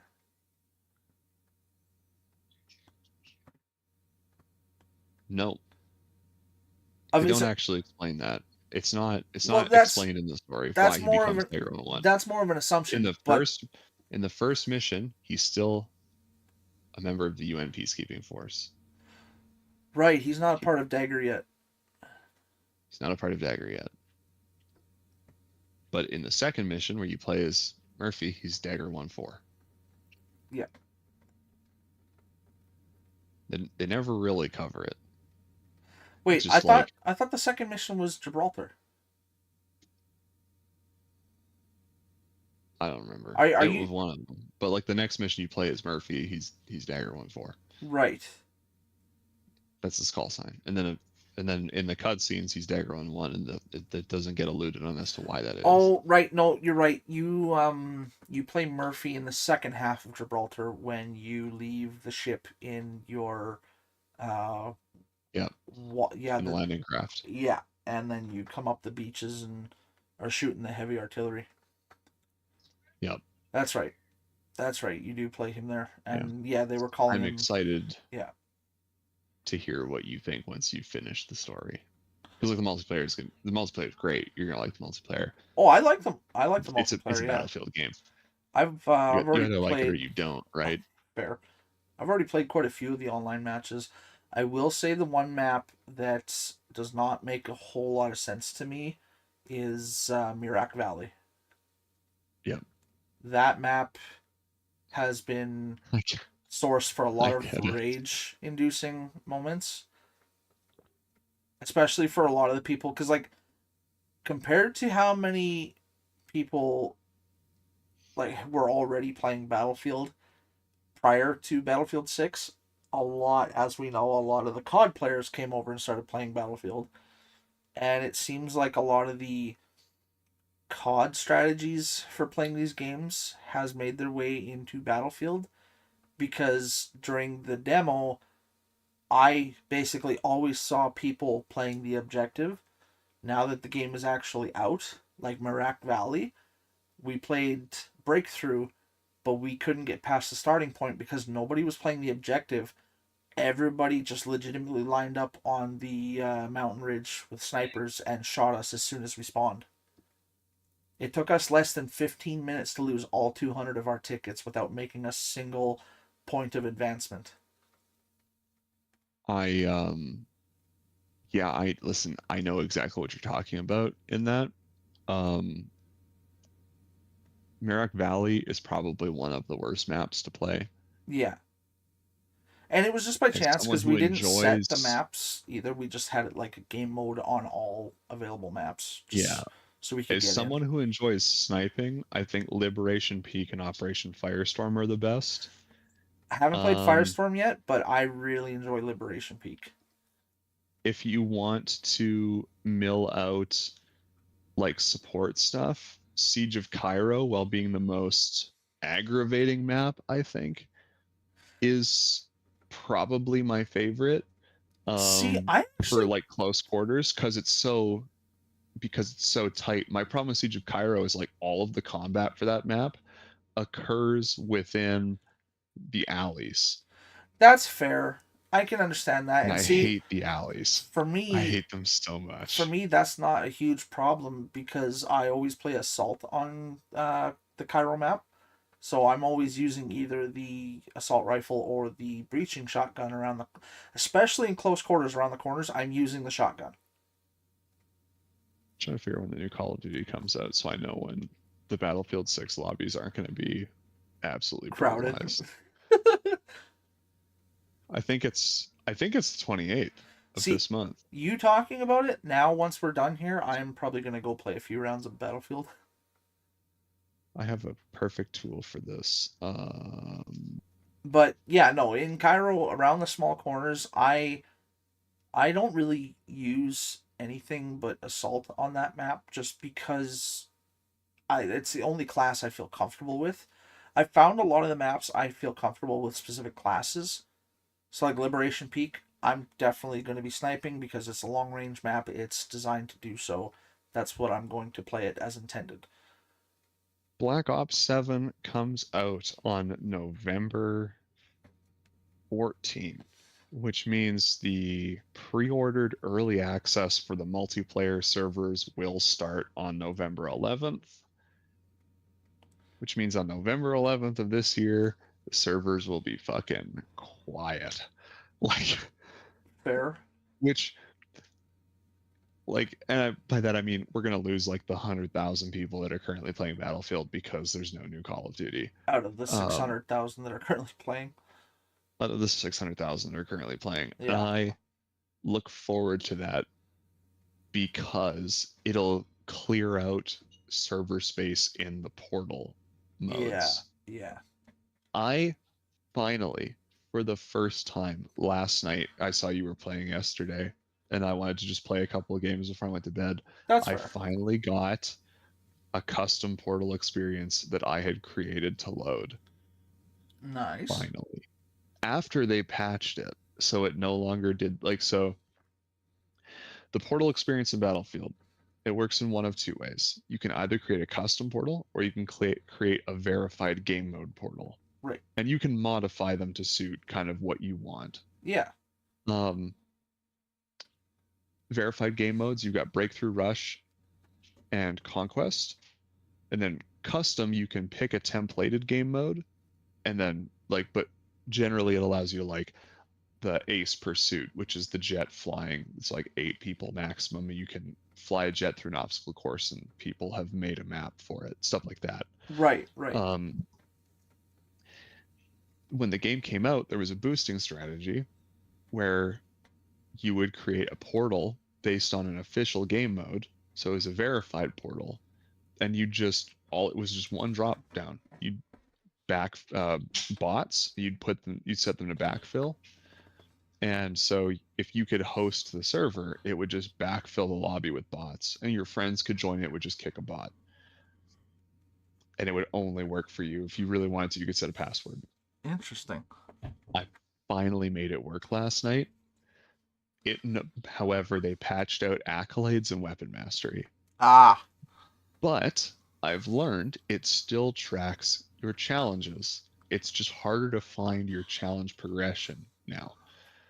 So, for example, if you want the PSR, which is considered to be the best sniper rifle in the game, you have to hit level 20 to Uh-huh. unlock that weapon challenge. But you have to do it's 75 headshots with DMRs and 5,000 damage over 75 meters, which is brutal. Yeah.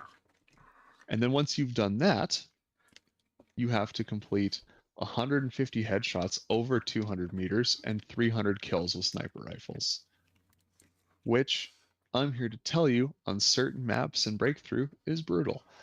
And then I have other challenges that are like get this many heals with the supply bag in like your initiation challenges for team play. Right. Travel so much distance in a jet or a helicopter, and then after that it's get this many kills in a jet or a helicopter. Right.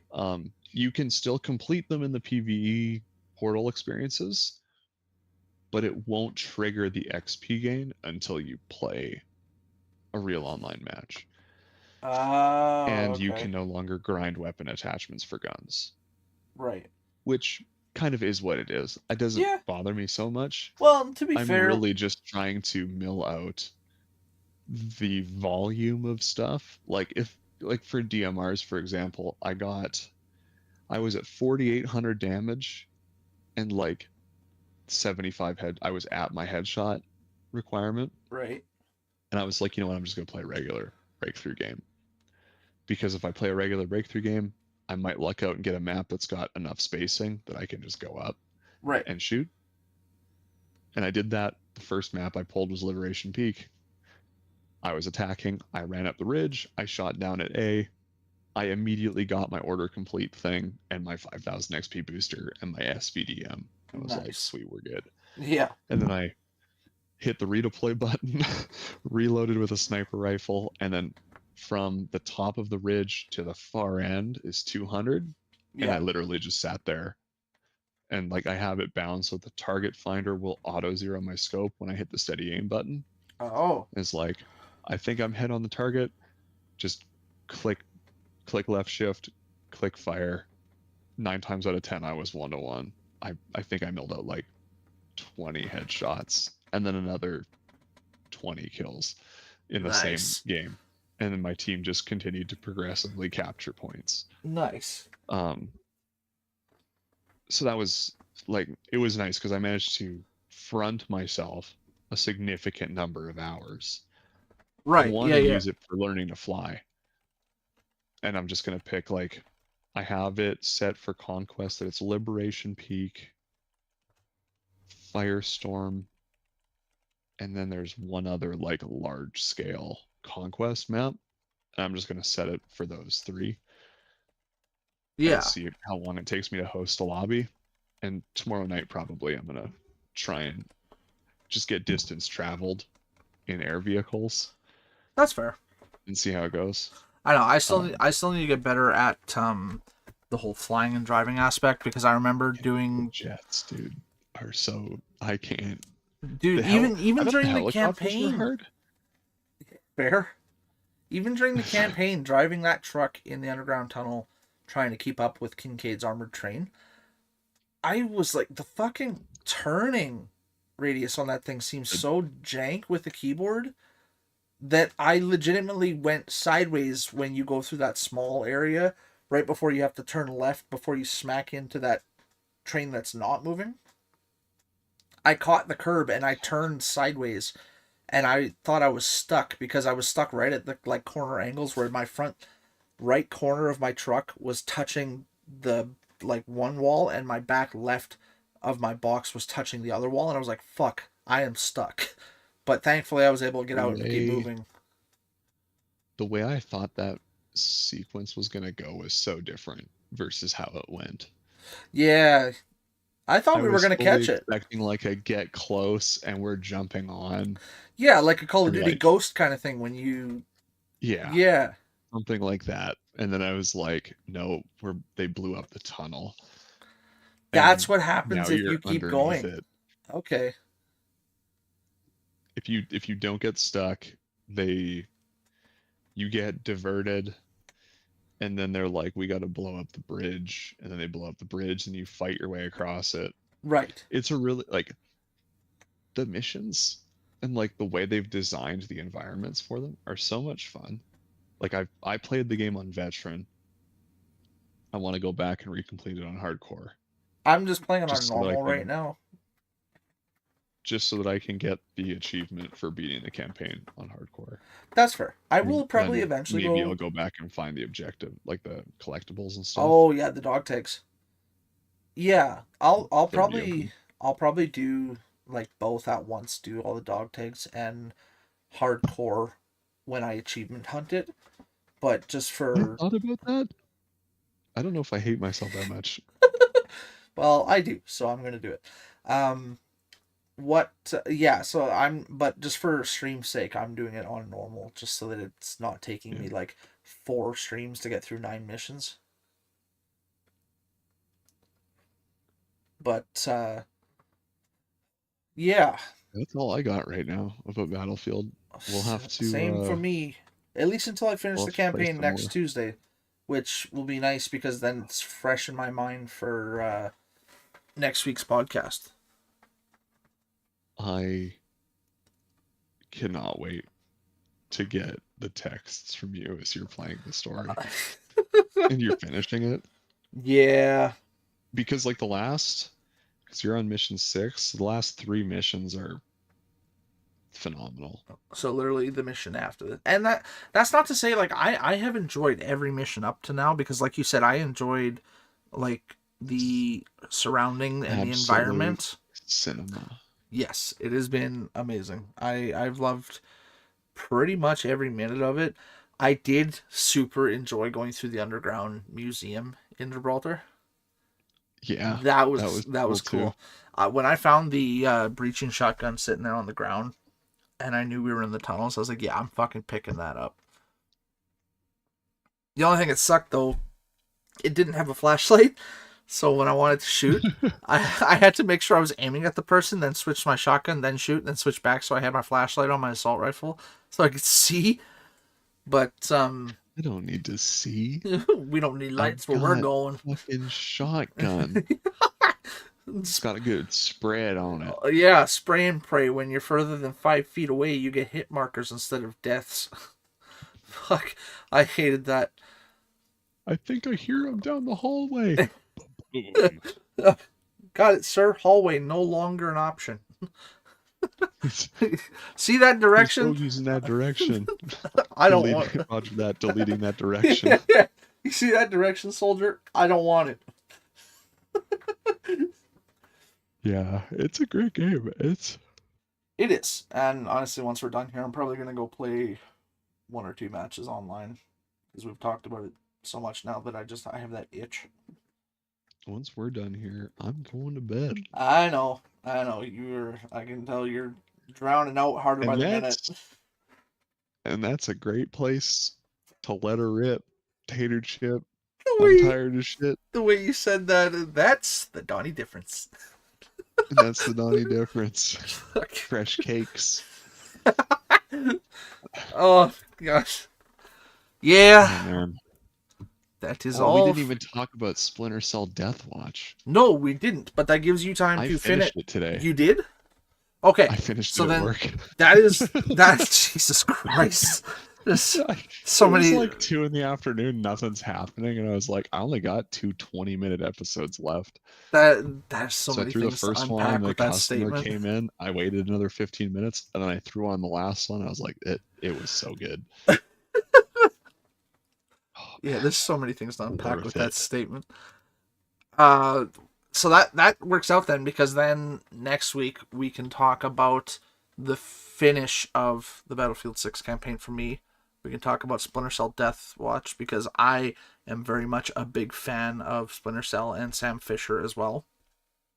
I am currently collecting the games to play through them on stream as well. So that is definitely something I'm excited to talk to you about too. So that is already 2 subjects right there. So easy peasy, don't have to think about it. We just got, find maybe one more side topic to segue into. But yeah, for now though, the only thing next is for you to go to bed, me to go play some Battlefield, and get prepped for my first Twitch exclusive stream tomorrow. Gang, we're playing games out here. This motherfucker again. I can't believe you just did that. I hate. What are you even talking about, fam? Sometimes I ask why we know each other. Anyways, This is why our brain cells died. yup. The little mind flare this will old live on song. forever. This will be the day that I die.